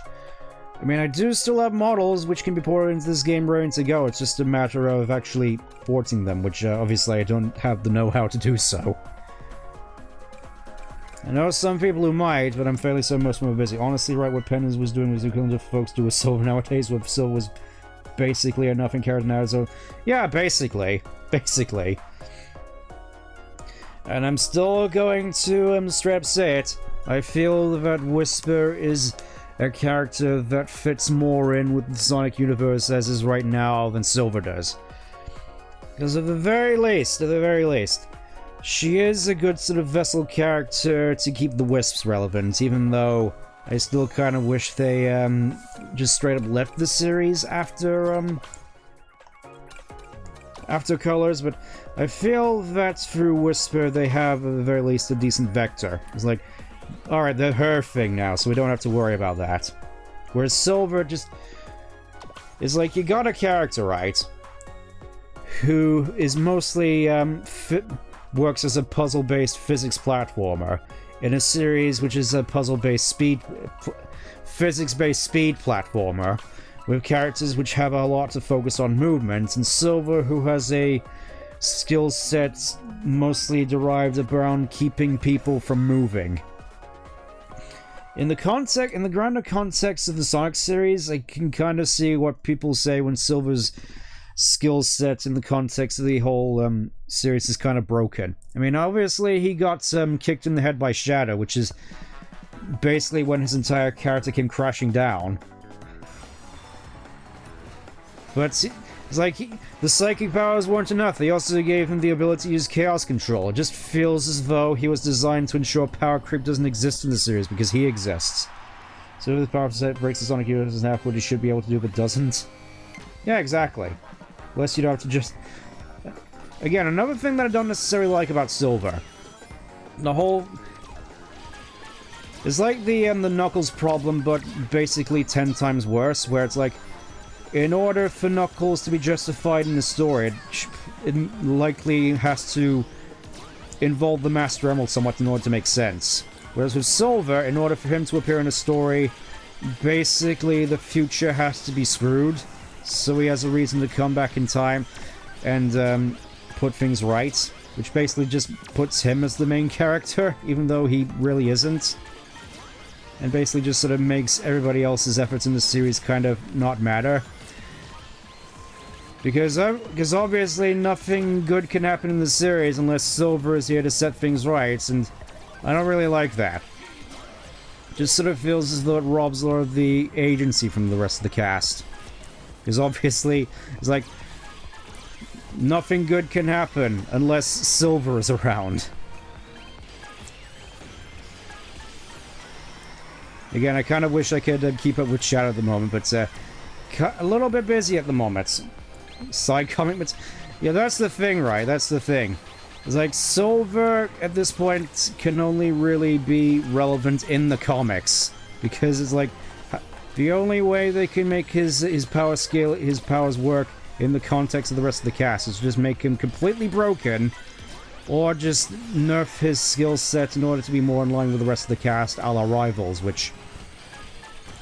And in which case, with the Rival scenario, what was the point of giving him the psychic powers anyway, if we're just gonna gimp him from the off?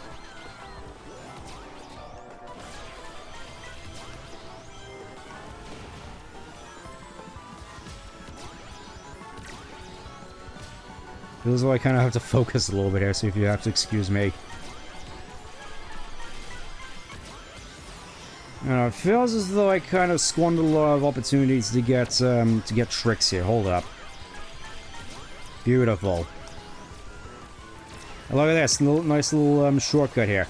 Just eat the tables! Eat the tables!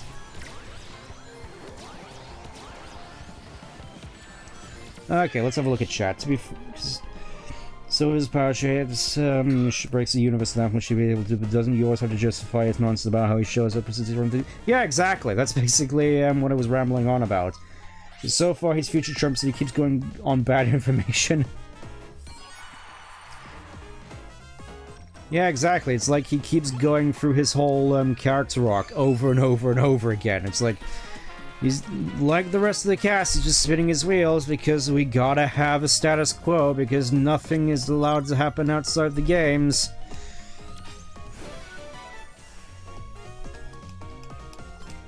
It is sort of what I kind of miss about Archie, to be honest. Just the fact that they were allowed to just go off and do their own thing. I mentioned this before in the past, but it's one of those things where I kind of wish they just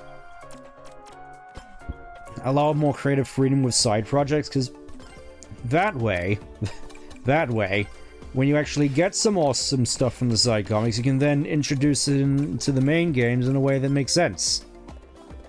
It's like stuff that should be logical, and yet we never get it. A handful of cool things, I like they've done with Silver, him being... Like him being into well, yeah, the gardening thing is cute because obviously he's never seen a flower before. Unfortunately, however, I don't think that's necessarily worth him just breaking the series in half. Just, oh, cute, he likes flowers. Whoopity-whoopity. Am I right? I'm just gonna put that there for the time being. I know it's not exactly fancy looking, but it'll do. It'll do. Then the opportunity, that's something that was a missed opportunity. Yeah, exactly. It's just... the whole thing about Silver is just potential. He's the potential man of the series, except for Tails, who's basically just future Gohan now. I mean, it would be cool if Tails is able to have agency and do cool stuff on his own, but that would involve having actual stuff happen in the series, which we can't allow to happen, can we? Oh boy, it's time for the Pac-Man level, my favorite one. You'll see what I mean. I mean, I guess it's kind of cute that the rings are replaced with pellets, but cute doesn't equal good design.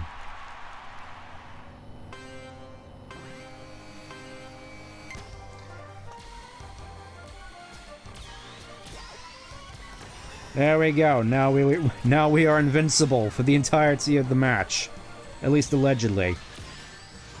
Never mind. It's like, oh boy, we actually get to use the meta pick, except I barely know what makes good cornering and good use of drifting. Like, I think that was good. Anyways, here's what I don't like about the Pac-Man stage. These ridiculous corners. I mean, I guess it's not as bad as the Minecraft stage, but still, I'm not exactly too fond of it. Also, just... I may as well make the joke here. I do still find it funny that despite this being a Pac-Man level, they introduced Pac-Man more so... Oh, hey, look, it's Pac-Man from the hit movie Pixels. I'm pretty sure that is the exact same model that they use for Pixels as well. I mean, at least it's the same voxel effect. That's just the first thing that came to mind for me when I first saw that like Pac-Man model. It's like, it's pixels. And that automatically means I dislike this level 25% more. Just for that. It's like, thank you for reminding me that Adam Sandler movies exist. For that, I shall hate you forever.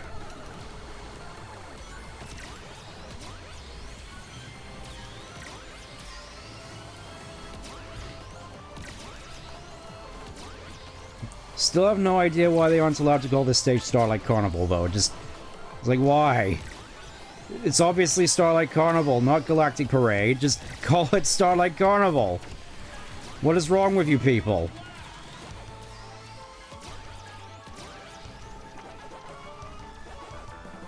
Oh, hey, I have the opportunity to do some more sandbagging here, potentially, because I spent all the time at the back of the bus.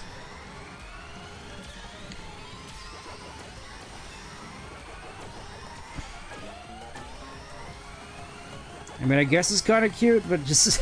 Again, it's pixels.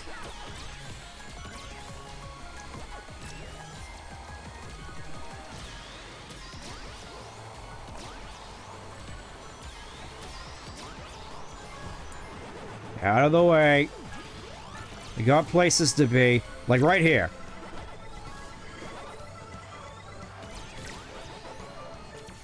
Still not worth it. Debate on streaming, unsure if I should use an existing OCO one specifically for the gig. Well, I'd generally say go with whatever feels appropriate to you. At least that's what I figure. I know that's sort of a non-answer, but it is what it is. Oh, look at that! We actually won one. Look at that.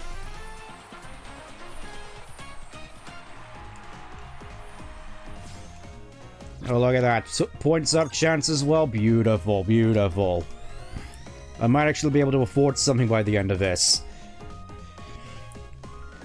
I'm just thinking as well with the 100 tickets per map.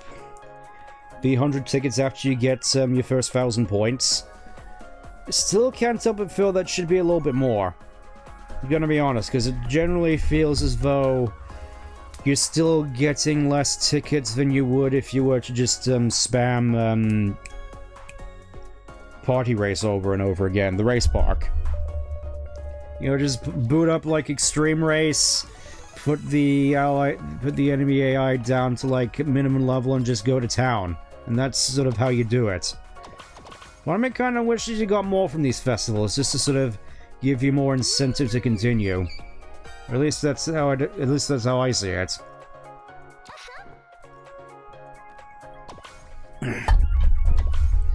I do still find that like digital effect there to be quite funny. Just this one right here. Pretty sure that's one you get from ranked.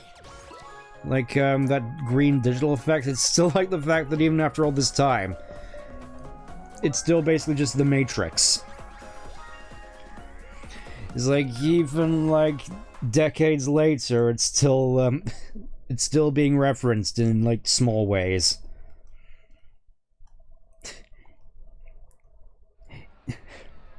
Do I want to do it? Do I want to do it? Do I want to do? You know, I'll do the me. Did you know that in the Matrix, in the background of one scene, you can see stock footage from the movie Night of the Lepus, a movie about giant bunnies. Because yeah, that was a real movie. It's a movie about some bunnies that get experimented on and turned into giant killer rabbits. And that was supposed to be like a horror movie. People were like, ah yes, I know the perfect like horror movie creature to make a horror movie out of. Bunnies. Obviously, people didn't take it all that seriously. And generally seemed more cruel than anything, because it ended with all the bunnies basically just being electrocuted on a railroad. Horrifying stuff. It's like, that was the scariest thing about it, just having to watch all those bunnies get electrocuted. It sucks. Monty Python. No, it's not a Monty Python reference, it's an entirely separate film. I think I actually got introduced to it during my sixth form, where it's like, haha, look at how lame this movie is. Which, I mean, they're right.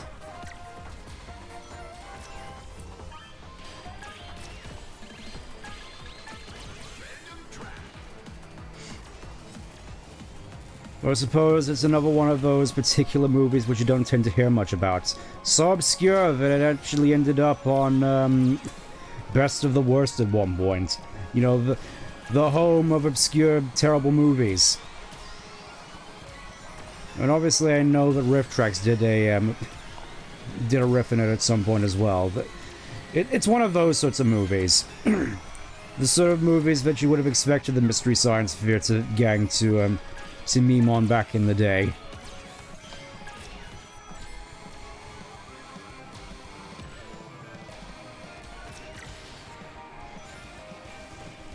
I suppose I'm thinking a little bit more about this particular stage.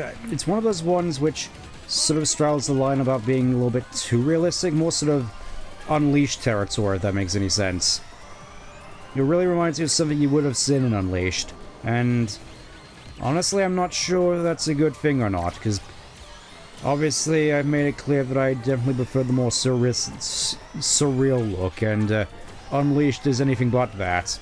I mean, outside of its human character models. It's like you got this sort of photorealistic looking, areas with basically Pixar characters. Like, even in that one commercial they were all in with Sonic, you had all these real people looking like Pixar characters from Sonic's viewpoint.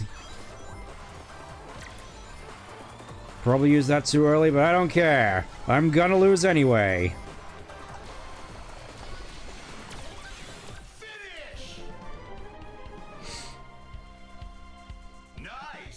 Nice! Again, still...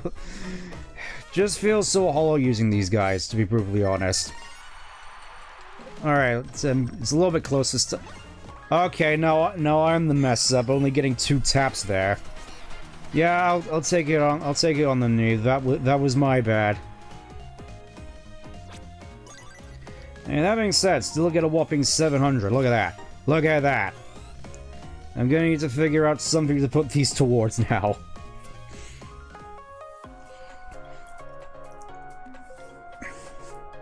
What's interesting to me as well is that I'm fairly certain in the more recent patch notes they were saying that there would be ways to get more of the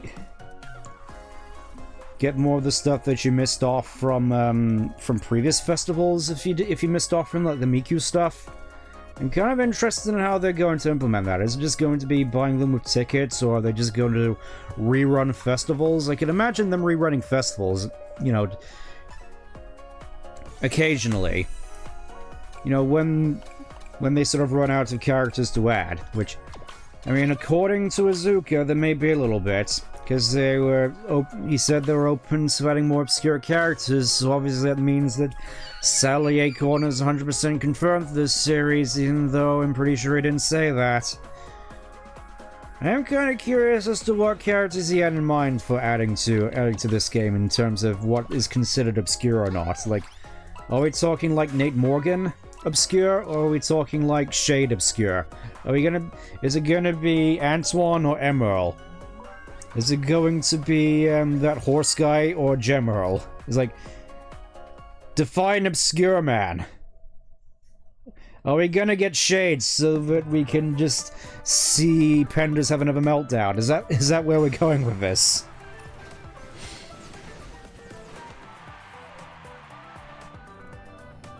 Whatever though, whatever.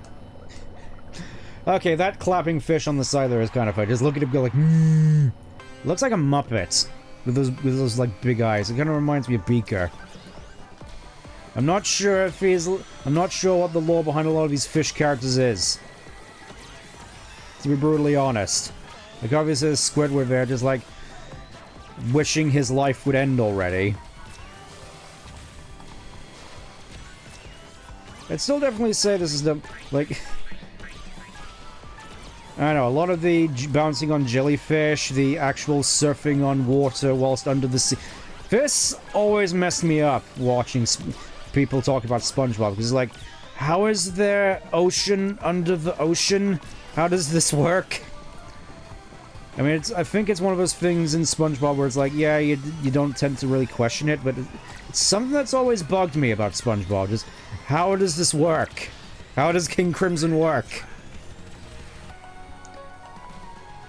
Excuse me, his name is Sir Conrad, and he's dust now, but yeah. Whatever he is, I'm sure they're all jerks nowadays. Well, excuse me for not being, one-to-one up-to-date with Archie lore. It's like, I only know, like, the more prominent characters, like, obviously, the Sat AM crew, where you got Sally, you got Antoine, you got Bunny, you got Rhoda. I know there was Amy's, like, uncle, Robbo the Hobbo, which is basically Sonic with a bow and arrow and a hood. It's like, I feel at this point even I could make more inspired designs than that. Just, I can kind of see why the sort of... Also, what just happened to Squidward's house? I don't think I've seen that before. It's like, does that happen often in this show? Squidward's house just takes off to the surface like a rocket? Oh, I think I almost got that.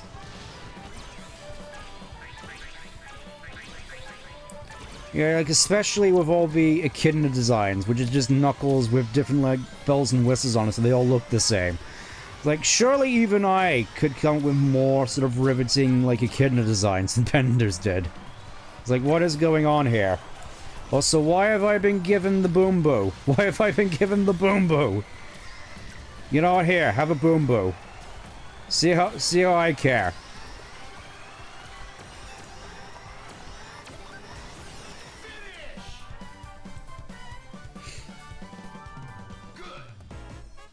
Good. Which obviously means I'm basically just... Oh no, I got fourth, so... Competitive at the very least. Guessing I basically got no bumps aside from that one at the end. Fun fact, the whole water and the water thing is real. Goo Lagoon and SpongeBob is a brine... Oh! Oh, I see. I see. I mean, I know that you, Oh, hey, Vexer, you finally made it. Unfortunately, I'm not using the Riders mod for this. Hopefully you can forgive me for that. I'm just doing this relatively vanilla.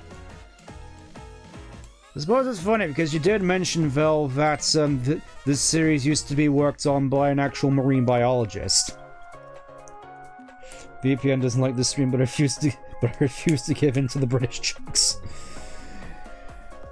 I'm kind of surprised that you're using a VPN for this, even though I'm fairly certain they've been made illegal at this point, or at least going to be. I don't know what's going on anymore. It feels as though our, do you remember Karotia? How could I forget? It's like, ah yes, I too grew up playing Tail Sky Patrol for 5 minutes. This is an illegal stream. Well, yeah, if you're watching this in England, because our government hates us. Like, actively hates us. I don't want to go into a bit of a tirade about it, so that's all I'm gonna say. Like, oh yeah, since Vel mentioned it, I may as well just go into, the mods I have available. Unfortunately, nothing in terms of custom characters, but, I think you can sort of tell the, I think you can sort of tell the theming here. I think you can sort of tell the theming. Unfortunately, there aren't any available for Whangle yet, which is why they aren't on here. Might have happened to a... Well, yeah, if you can bump into a festival, or maybe after this I'll back out so you can join in. How about that? How about that? Finally, we'll be able to play together on a stream for once. And our experiences are going to be wholly different.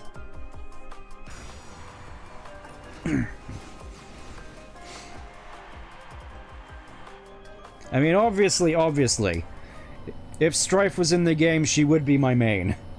Got you, friend? Yeah, I'm aware. I'll back out once I've finished this race. On another track, which I'm not overly fond of. Gonna be brutally honest, the second half of this track I never tended to like. Lore accurate flat. Well, yeah, exactly. Gotta be lore accurate at the very least. You gotta respect the lore.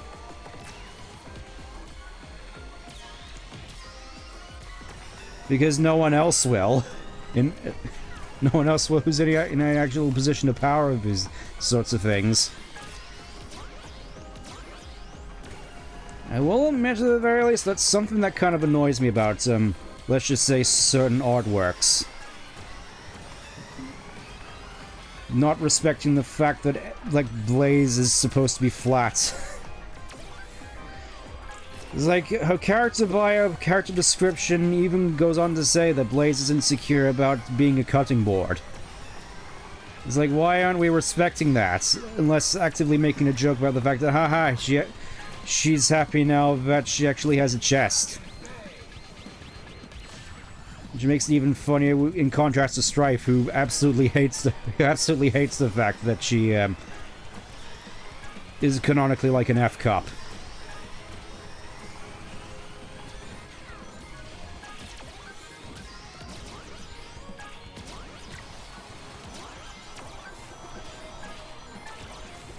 I feel as though there's a fair bit of interesting Strife lore that I should probably... that I, have the obligation to go for at some point. At least, you know, if Strife actually is in a game and is relevant, so... who knows? Maybe a Forces stream is in the cards for once. Wait, Roxas is here! It's like, oh no, it's like the only good character in Kingdom Hearts is here. How'd he do it? How'd you get in here, Roxas?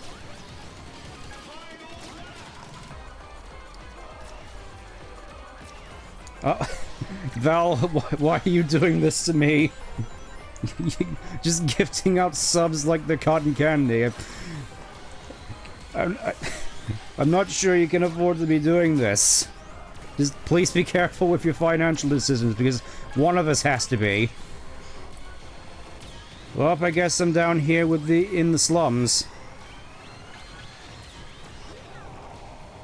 And that being said, I do seem to be keeping up at least a fair bit. In all seriousness, thank you, Val. Love ya.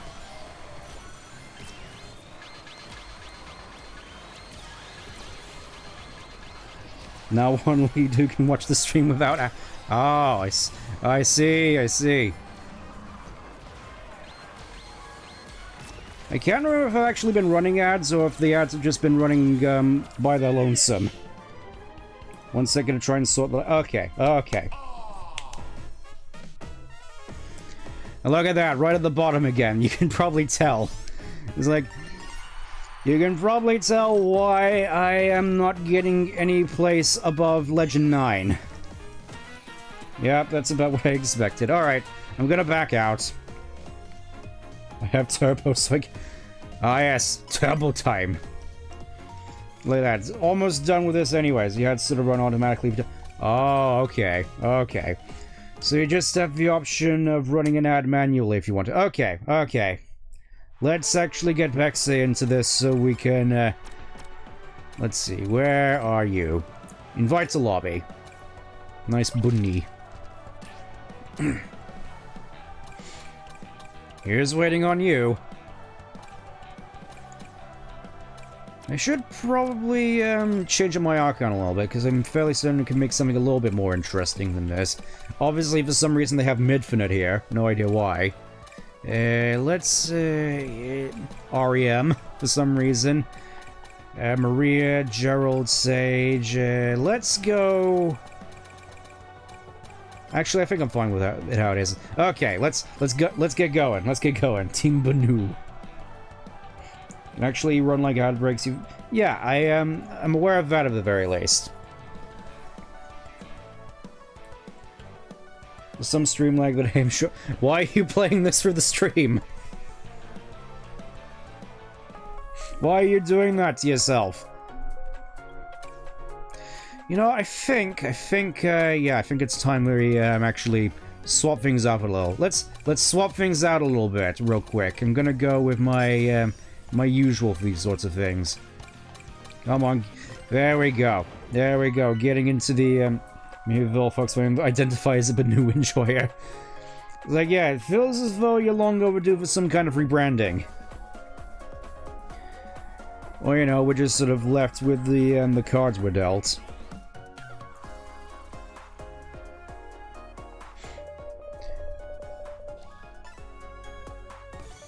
Well, there we are.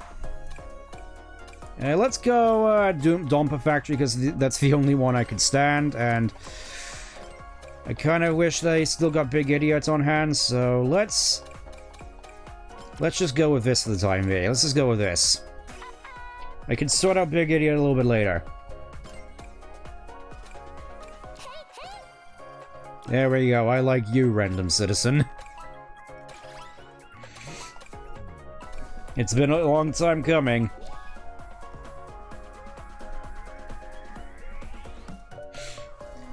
And now I just have to remember, since I'm in a power vehicle, I can't drift. Or at the very least, shouldn't be able to. It really is annoying, in all honesty, just how the vehicles are sorted out, because, like, yeah, you got some of the standard, like, race cars with the speed types, but I really kind of wish we got more variety with regard to the other types. Like, you could have the bikes with the acceleration type, or, you know, you could have Knuckles' quad bike back as opposed to whatever this is. Like, I kind of get why they did that in Team Sonic Racing, just to keep everybody more uniform, but it feels as though they didn't necessarily have to go through with that when making this game, if that makes sense. Nice thing about this is that I can just keep in the middle of the pack indefinitely.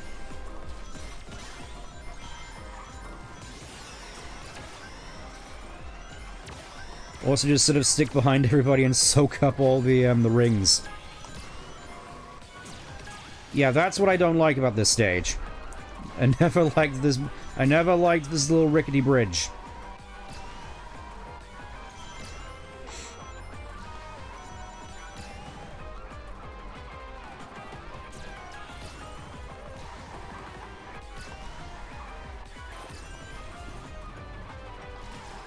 It's gonna be a miracle at this point if I can catch up. Alright, here, get boom boomed, idiots. And I like you, random citizen. I'm glad that somebody finally caught on to that, because that's usually how it feels in these lobbies, where somebody just gives you the thumbs up out of nowhere, and you're like, yeah, and I'll thumbs up you too, random citizen. I have no idea who you are, but thank you for the thumbs up regardless. I'm getting overtaken by bots.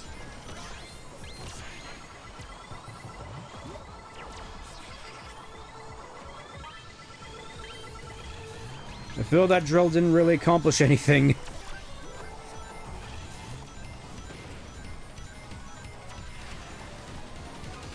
Oh, by the skin of my teeth, I missed that.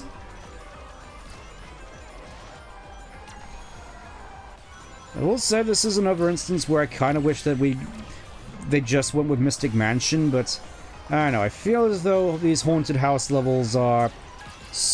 I'm kind of surprised we don't see more of them in the series, in all honesty. It just generally feels as though Hang Castle / Mystic Mansion was really the only one. It's like, in terms of, like, spooky Halloween levels, when it comes to Sonic, you mostly just get, like, all the, like, desert pyramid levels, like Sandopolis, and all the ones from Adventure 2, and so on. Just... I would have expected there to be more Haunted Mansion levels. Also, yeah, this is... Okay, so I guess we are just suffering together. It's like, oh yeah, I kind of forgot that this was Sonic Prime. I mostly just went with Dread for other reasons.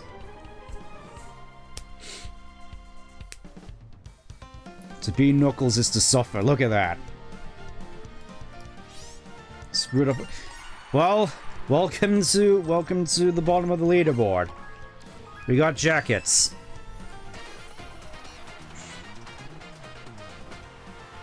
Look at that, #1 lead keeper as well. I will say, we are at the very least getting close. Again, I still kind of wish that the points from beyond 1,000 were like 200, so you actually had a reason to go for it.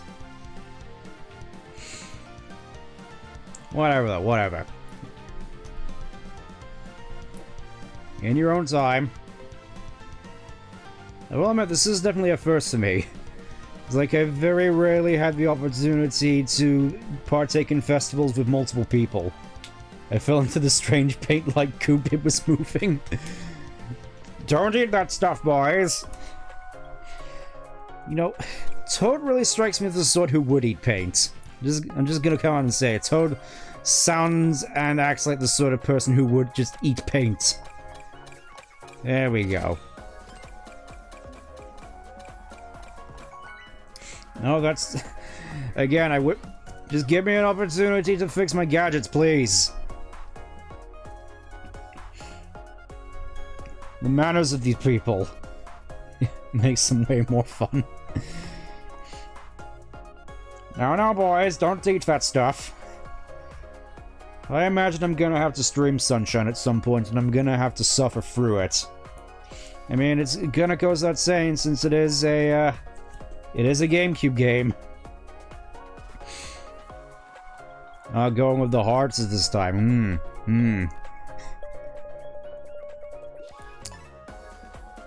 Ah. Of course we get the disconnect. And no, I'm not gonna go for your silly ring range up plate here. I'm perfectly fine with what I got. Let's go Blizzard Valley again. Actually, Coral Town, because we haven't gone to Coral Town yet.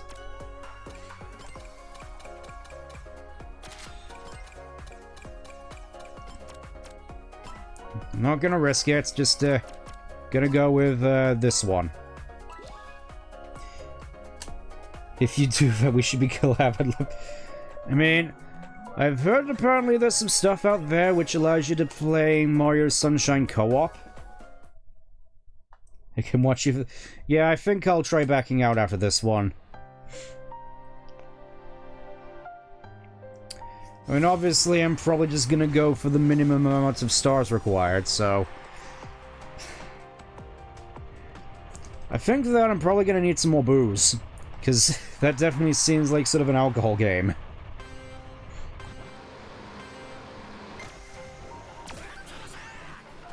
Alright, here goes.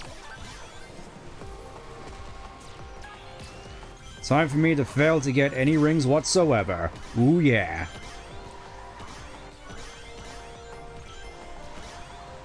The correct way to play Sunshine. Well, yeah, ever since I watched a particular Longman play it, it just seems ideal. I mean, alongside doing that The Simpsons Hidden Run, but then again, that's actually a good game. Or at least a game that isn't as inherently flawed as Sunshine. Just I don't know, I don't seem to have that many fond memories of Sunshine, to be perfectly honest. I did play it as a kid, just... I don't know, there's stuff I like about it and stuff I don't like about it. Which I think goes without saying. You know, I'm just gonna take the corner anyway. Screw you guys. Oh, look at that, still in first place anyway for like a whole 3 seconds. I will admit, I definitely prefer how the Roulette Road in Team Sonic Racing looks. I mean, this one I feel is fine. This feels a bit more generic and less, like, wacky with you going for all the tubes. It's like, I prefer how the one in CSR looks. I prefer how this one plays. Which I think goes without saying, because I don't think any tracks in Team Sonic Racing actually played good. Or at least played in a way which was engaging. It would be interesting checking out my mod. I can give you some...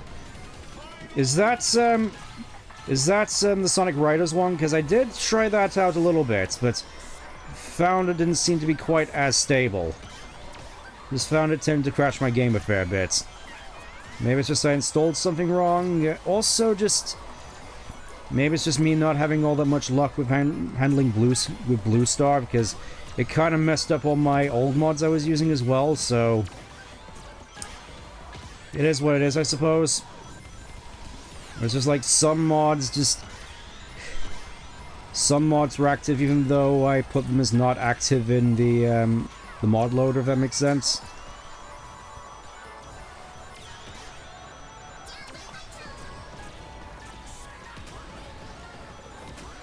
Oh, perfect. Perfect.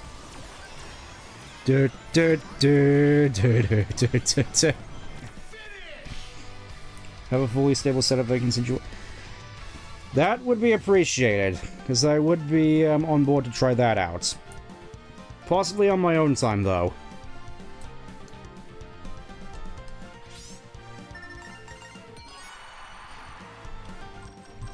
Look at that, look at that.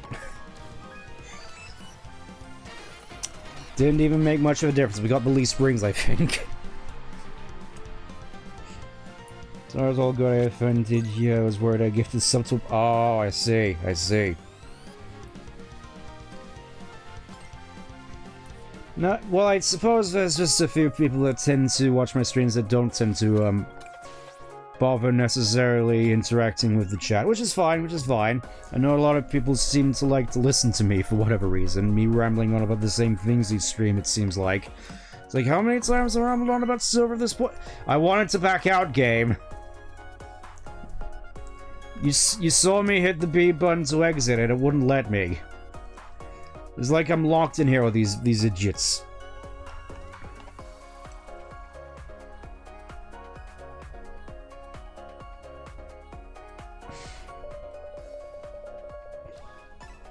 That book is...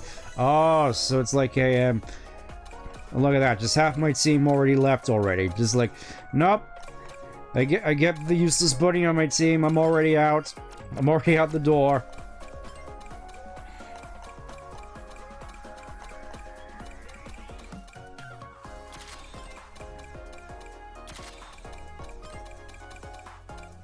At least I think it was Slipstream.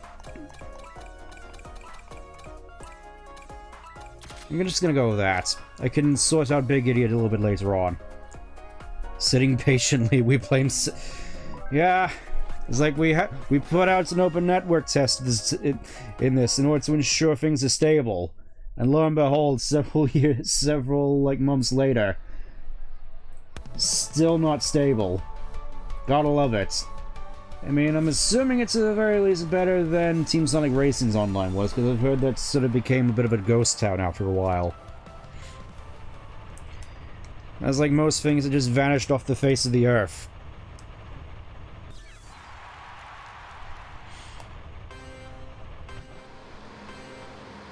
Alright, let's go. Oh, that's right, I was supposed to put on like mini ring turbo, I think. I'm sure it's fine. I'm sure it's fine. I can just equip that next race. I I don't expect to win this one, so I'm just gonna try and have a good time. TSR's issue that nobody cared afterward because the game... I suppose that's also fair. I mean, I can't exactly blame people for backing out of that, because... I mean, I'm fairly certain a fair few of you already saw my Team Sonic Racing stream and just saw how just disengaged I got after a while. It really is the case that now this game exists, there really is just no reason to ever go back to Team Sonic Racing, because I feel as though this game even does the team mechanic in a more interesting fashion.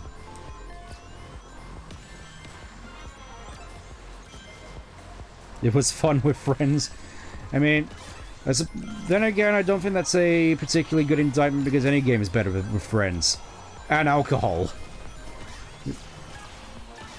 Oh, trust me, I'm very much used to the whole better with friends mentality. You know, having played through most of the entire lifespan of Destiny 1. And constantly hearing, oh, it's better with friends, it's better with friends, and it's just like... But I don't actually have any friends. Like, sure, there's some people that I interacted with through the absolutely bungled LFG system the game had, which... Spoiler alert, it didn't. Had to use a third-party website for that stuff. But I don't think any of it necessarily lasted for that long. Shame because the dev Sumo Deju was Sheffield-based. Oh, the Sheffield-based, right. Now that is a particular little tidbit that I was unaware of. That's kind of cool, actually. It's nice to be able to support local developers. By British. Oh, we do... Oh, I was gonna say, we seem to be at a decent lead, and then everybody just came up behind me, and then it's all over already. Well, that's how it is with most of these races. Apply... Oh, really? I'm guessing that didn't... Yep, it didn't get... Well... I suppose there's always next time. It's cool that you did apply, though. I can respect that.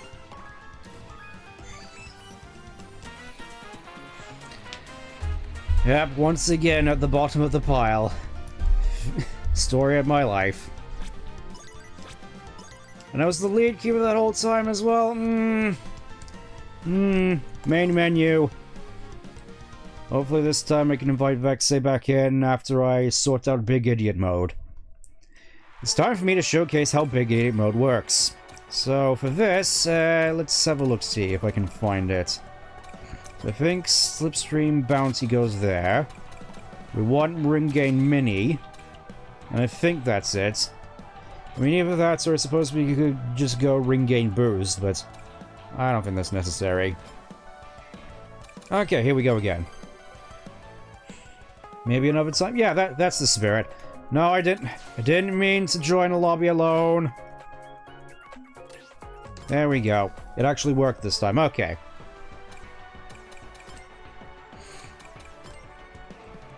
No, that... Got you two mixed up for a second. Get back in here, you. I'm not done with you. I'm not done with you yet. You know, let's swap out characters a little bit here. I'm kind of curious to see how, good old Amadeus would work here.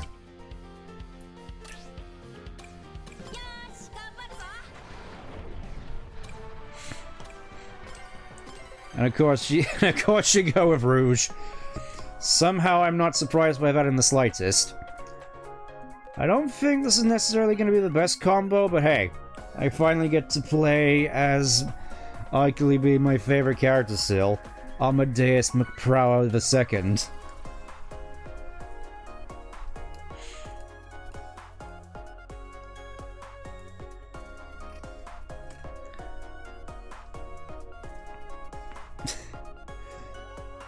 Discount.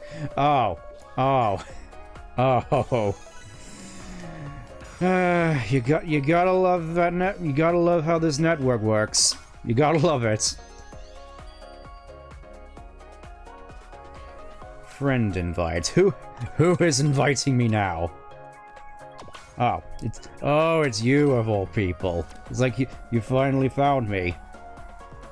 Yeah, let's go with Big Idiot mode this time around.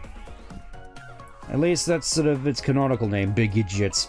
That's the name that's been coined for it, which is basically just ignore all mechanics and just drive, I suppose, whilst basically ignoring all damage. In the most one brain cell way imaginable, I suppose. Who is inviting me to playtest constantly?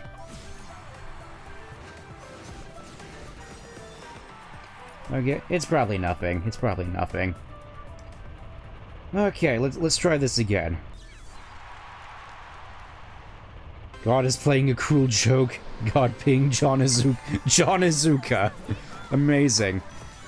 Oh yeah, this feels a lot more. It shifts more. It feels as though I'm really shifting now. With my good friend Amadeus.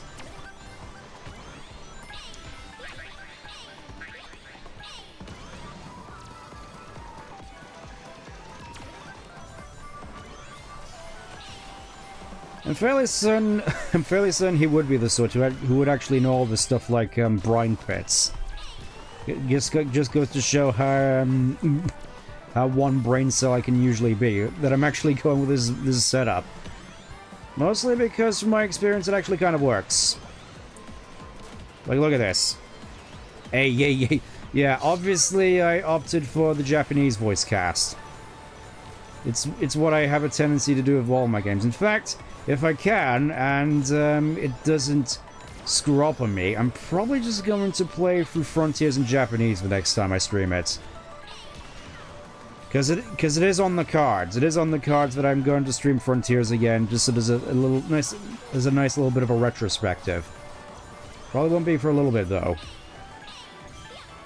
Knowing me, it's probably just going to be me going through a whole retrospective about all the games in this. Look at this, in first place as well. Wow, somehow I actually missed, I was gonna say, somehow I dodged King Boom Boo there.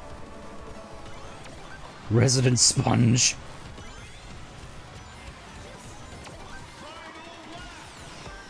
Yeah, somehow I never noticed that about Squidward's house on this level. The fact that it just goes off into space.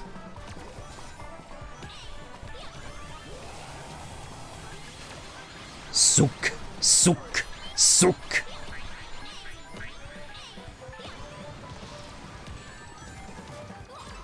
Look at that, right after I take damage, I just get more rings back, so it's like...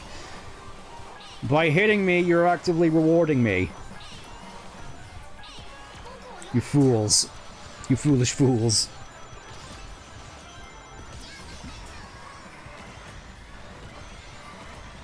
I suppose I can just use this to take the shortcut. And that's about as much as I'm gonna be getting, unless I just, get more streamlining it. There we go. Fun detail that it eventually crashed into... Oh, so that's why it erupts. Oh. Yeah, that is kind of a funny gag now that I think about it. Golly geez, the bikini guts and is so just saturated by the photo looks like a zombie apocalypse. Like, oh. Need to play more of this game, missing so many gadgets. Well, thankfully you are able to just buy them with tickets now, which is good. You know, it's just like... actively allowing you to catch up in terms of gameplay mechanics. Look at that, 1,000. 1,000 of the thing.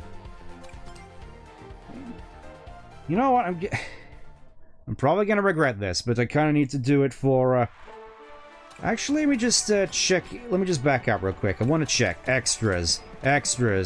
Challenges. Once again, we finally hit it. We finally got Crossworld. We finally got it. So...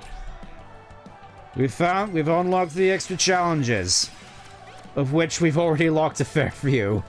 So let's see, we already got Ring Tycoon, Dompomania, Reach for the Red Stars, Speedrunner, Data Overlord, Fastest Thing. So you're supposed to be the fastest thing alive? So let's see, obviously we gotta get Unbreakable Bonds, clear a whole bunch more Grand Prixes, drive the length of the earth. Okay. Good luck to join, hopefully not DC. Yeah. Get S rank on the time trials. I feel that one's going to be a bit of a tall order. But hey, we got a whole bunch more tickets for that. I could actually afford an aura at this point, but I think this time... I think not. I think not. Oh, that speedrunner, Ring Tycoon, reach for the red... Reach for the stars! Let's see, Horn Connoisseur. Let's see, friendships, finally, I get to use some of these. Just going to give you a whopping 2,000. Actually, just... Give me a sec. There we go, send gift. Send it. There we go. Until next award, a whopping 5,000, and that's not even the end of it. I don't actually remember what the maximum level for these guys is, and I'm not sure I want to find out.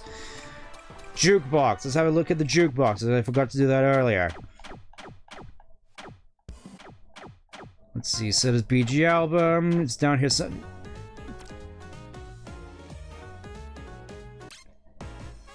Alright, I can't say I'm surprised.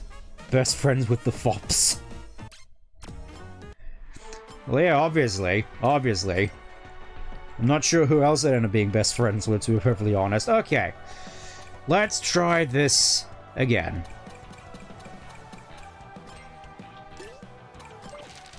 We'll try this one more time. I think we're nearly done with getting the maximum in the festival anyways. It's been fun. It's been fun, definitely. At the very least. Had a fair bit more to talk about. There we go. Here she comes. Who's she playing as this time? Nobody, apparently, because she's invisible. Oh, there she is, back again with Rouge. Still annoyed that I never got the Miku Horde, unfortunately. Which is funny because it's like the most annoying thing in this game. Yeah, I thought the guitar thing was fitting for this one, given all the lightning effects. It's like I'm driving in the Sith-mobile.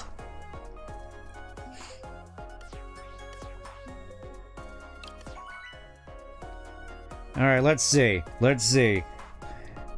Do we get another disconnect?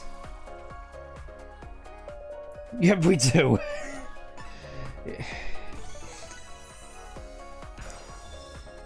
I have no idea what's going on. It just...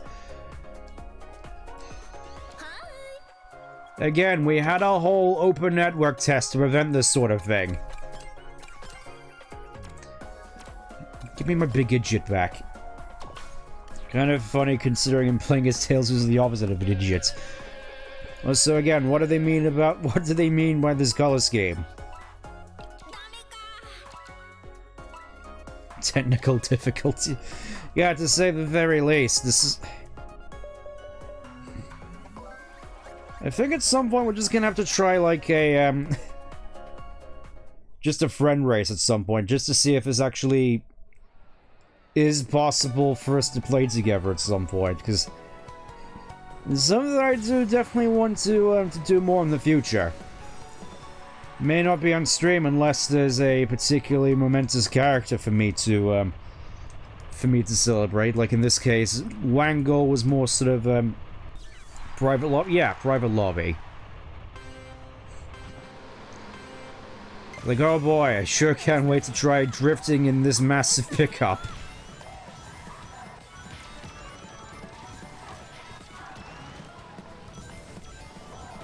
Or at least with this setup, I'm more sort of extra disincentivized from boosting, since I basically get the least out of drifting. It's like I drive slow while drifting as far as I'm aware, and I just get basically no boost out of it, so it's just drive, you jits.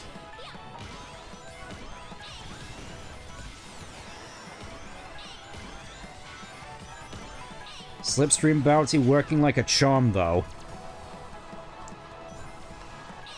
Coming to eat your breakfast along with probably an assortment of other things, according to Vel.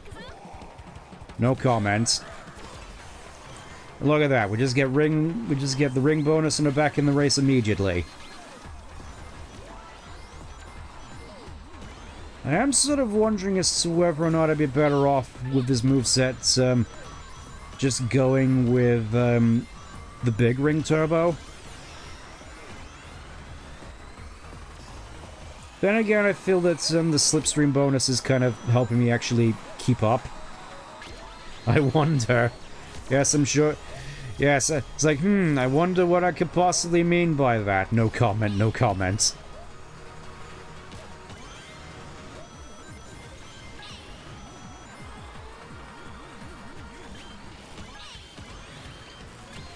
I know, somehow I'm actually doing fairly decently for myself. I'm kind of surprised. I would have assumed this setup I'd be back in the dust. But then again, it's not the end of the race, so everybody's just gonna come in with all their power items and just completely screw me over.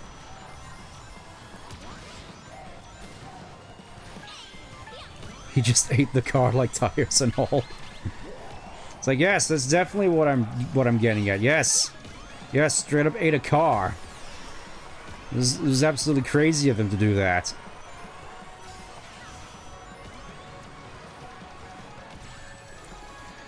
Damn you. And right on schedule, everybody just rushes in with their monster trucks and whatnot. And I just end up in last. Turns head what now? Don't worry about it, it's fine. It's fine. Like, look at that, just because of that, just right at the end, I just end up getting banished down to 7th place.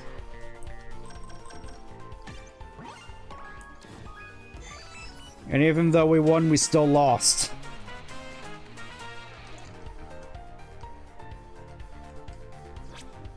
And obviously, that's not the tone I want. That's not the tone I want to end things off on. We're basically near the end already. You know, probably 1-2 more races and that'll be it. I think, unfortunately, Bexay, I think for the sake of time, I'm just gonna have to go it alone from here. It's like we tried, but I just don't think the game is going to work in our favor. It's like the game is just deciding it's not meant to be.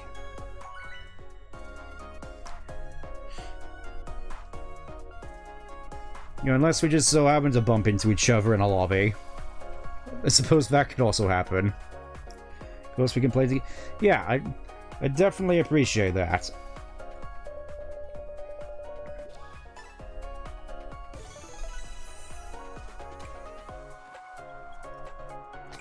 Yeah, let's go more North Star Island again. Let's go North Star Island.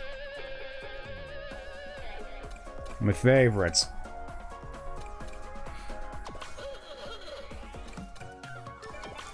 Actually, you know what, for the sake of it... Sure, why not? It's like, I got this one, so I may as well use it. I kind of wish that there were more sort of interesting skins for the rest of the cast, to be perfectly honest. Like, you could have, like, a whole bunch more interesting alternative skins, like, well, rider skins, for one thing. As opposed to these ones just kind of just feel uninteresting, nice and subtle. Nice and subtle. Baby, you know it. Beep boop fops.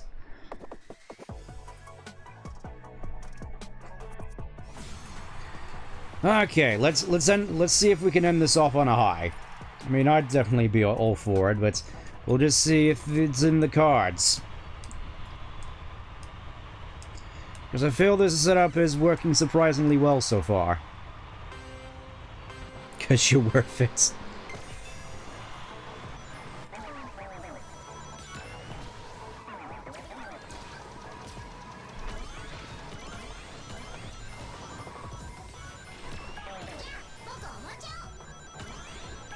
No cream racing. I mean, I guess we can do a race with cream. I guess we can do that to wrap things up.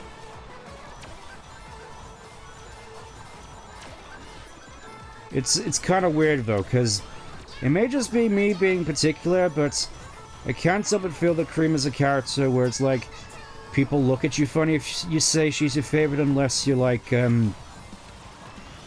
unless you're like an actual girl, if that makes any sense. So you get the sense that it's a character that I probably shouldn't pay too much attention to, because which is a shame because I do like Cream.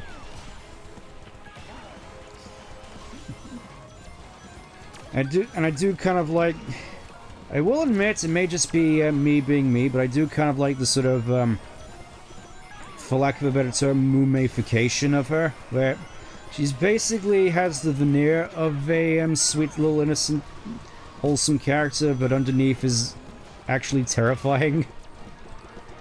It's like, that's the sort of I know that's sort of a fan thing. I know that's definitely a fan thing of making her secretly terrifying, but that's the sort of thing that I do definitely find entertaining, and it's something that I feel we don't get an awful lot of. Maybe it's just me, though.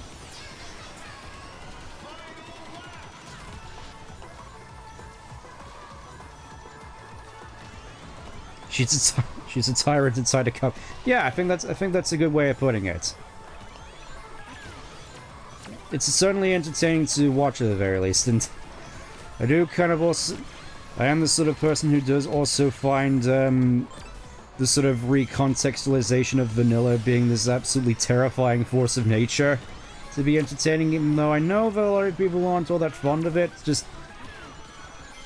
I like it at the very least. It's one of the things from IDW which I don't actually mind in terms of characterization. And look at that. Just once again, this is how every single race ends by the looks of it. Just every single person pulling out all the power items at the end to screw you over. Another common trait I like is Espio being it's like, yeah, he's the most Chunibyo of all the cast, where he's trying to act cool but is actually super cringe. It's like, that's the sort of sense that I also got from him in oh, so close as well. So close to the end. Alright. Alright, I think after this, with this one, I'm going to finally switch to the bunny. Let's switch to the bunny finally. Bunny. Obviously not in a rouge outfit, I'm not weird like that.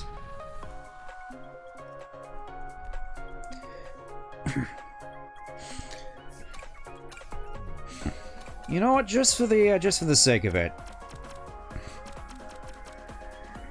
Let's put her on a board. Let's put her on the board. If I can actually get onto a board game.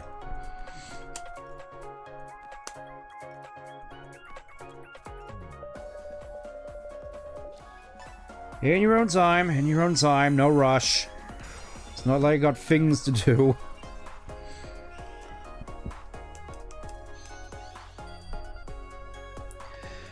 Okay, just, we'll go Radical Highway again, because why not?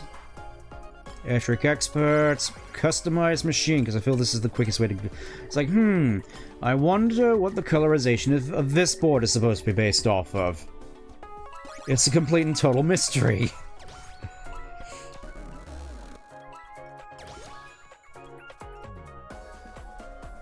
At least here I can appreciate that the Shao are actual models and normal size for once. It's not like they're freakishly huge like they are on every single track. It's like, I suppose it's fitting that we wrap this up on Radical Highway, Black Doom's favoriteest level. No, Shadow, you totally don't get it. It's so iconic, Shadow.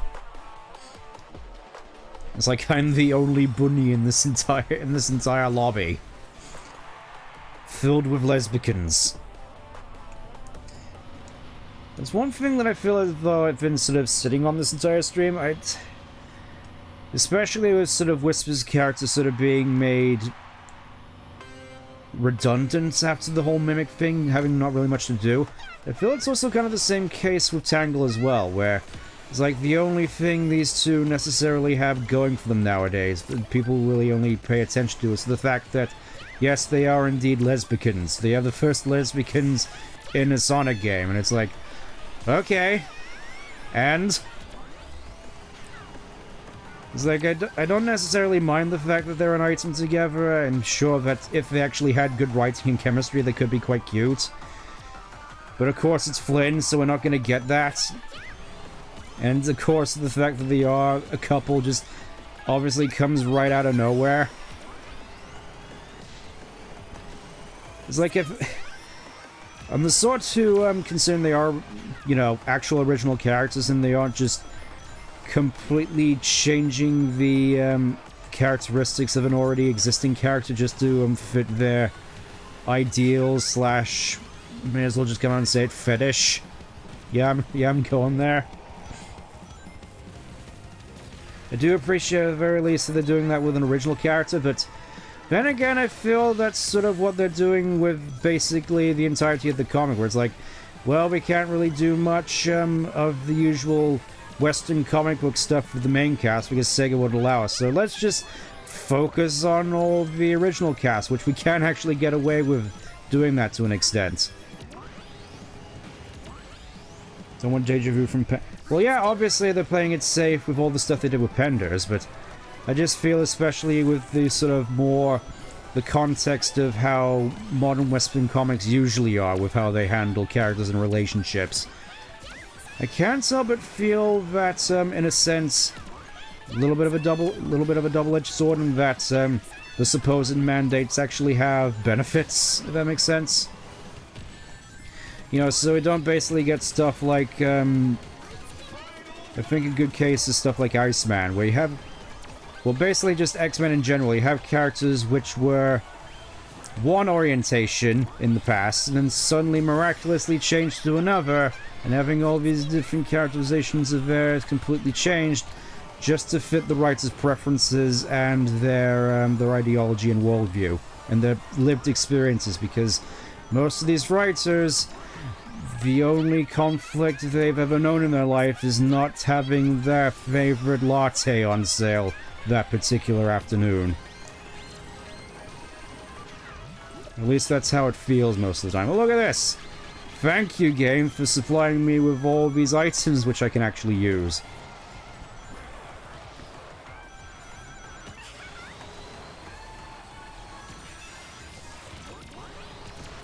See ya, Tangle. Wow, I accidentally just absolutely wrecked her. And look at that, we made it in top 2. I think. That went surprisingly well, all things considered. Maybe Bunny actually does have a place here. More analysis required. And look at that, we still win anyway. We actually ended off on a high. We actually did it. Tried to do another lobby matchmaking, hopefully got parent to you. Sadly, no dice. Yeah. Well, there we go. Got Guardian Angel. And I think, yep, since we've gotten all the collab awards, I'm actually surprised I was able to get all of them this stream. And I think that's going to be all from me. Never underestimate the power of the bunny. Yeah, it's something I'll have to look into more if I play more of this, which I probably will do tomorrow. Okay. She's wearing the Burger King crown is kind of adorable, not gonna lie. And yeah, I think I'm gonna end it here, so thank you all for tuning in to Whangle Fest. Hopefully more Sonic characters actually get introduced to this game, so I have a reason to come back to it. So next time, I'm gonna have to think about when I'm gonna stream next time, because I think I'm probably gonna go with my original plan and stream either Sonic 1 and 2 back-to-back, or maybe, just maybe, give Sonic 64 another try, because obviously there's been another mod put out for that what I want to test out at some point, but whatever. We'll see what I feel like at the time, and obviously next week we're gonna be going back to Sonic Sunday. I figured this was more of a an urgent thing. So yeah, that's gonna be all from me. Thank you for tuning in, and I'll see you next time when I see you. Take care. Bye for now.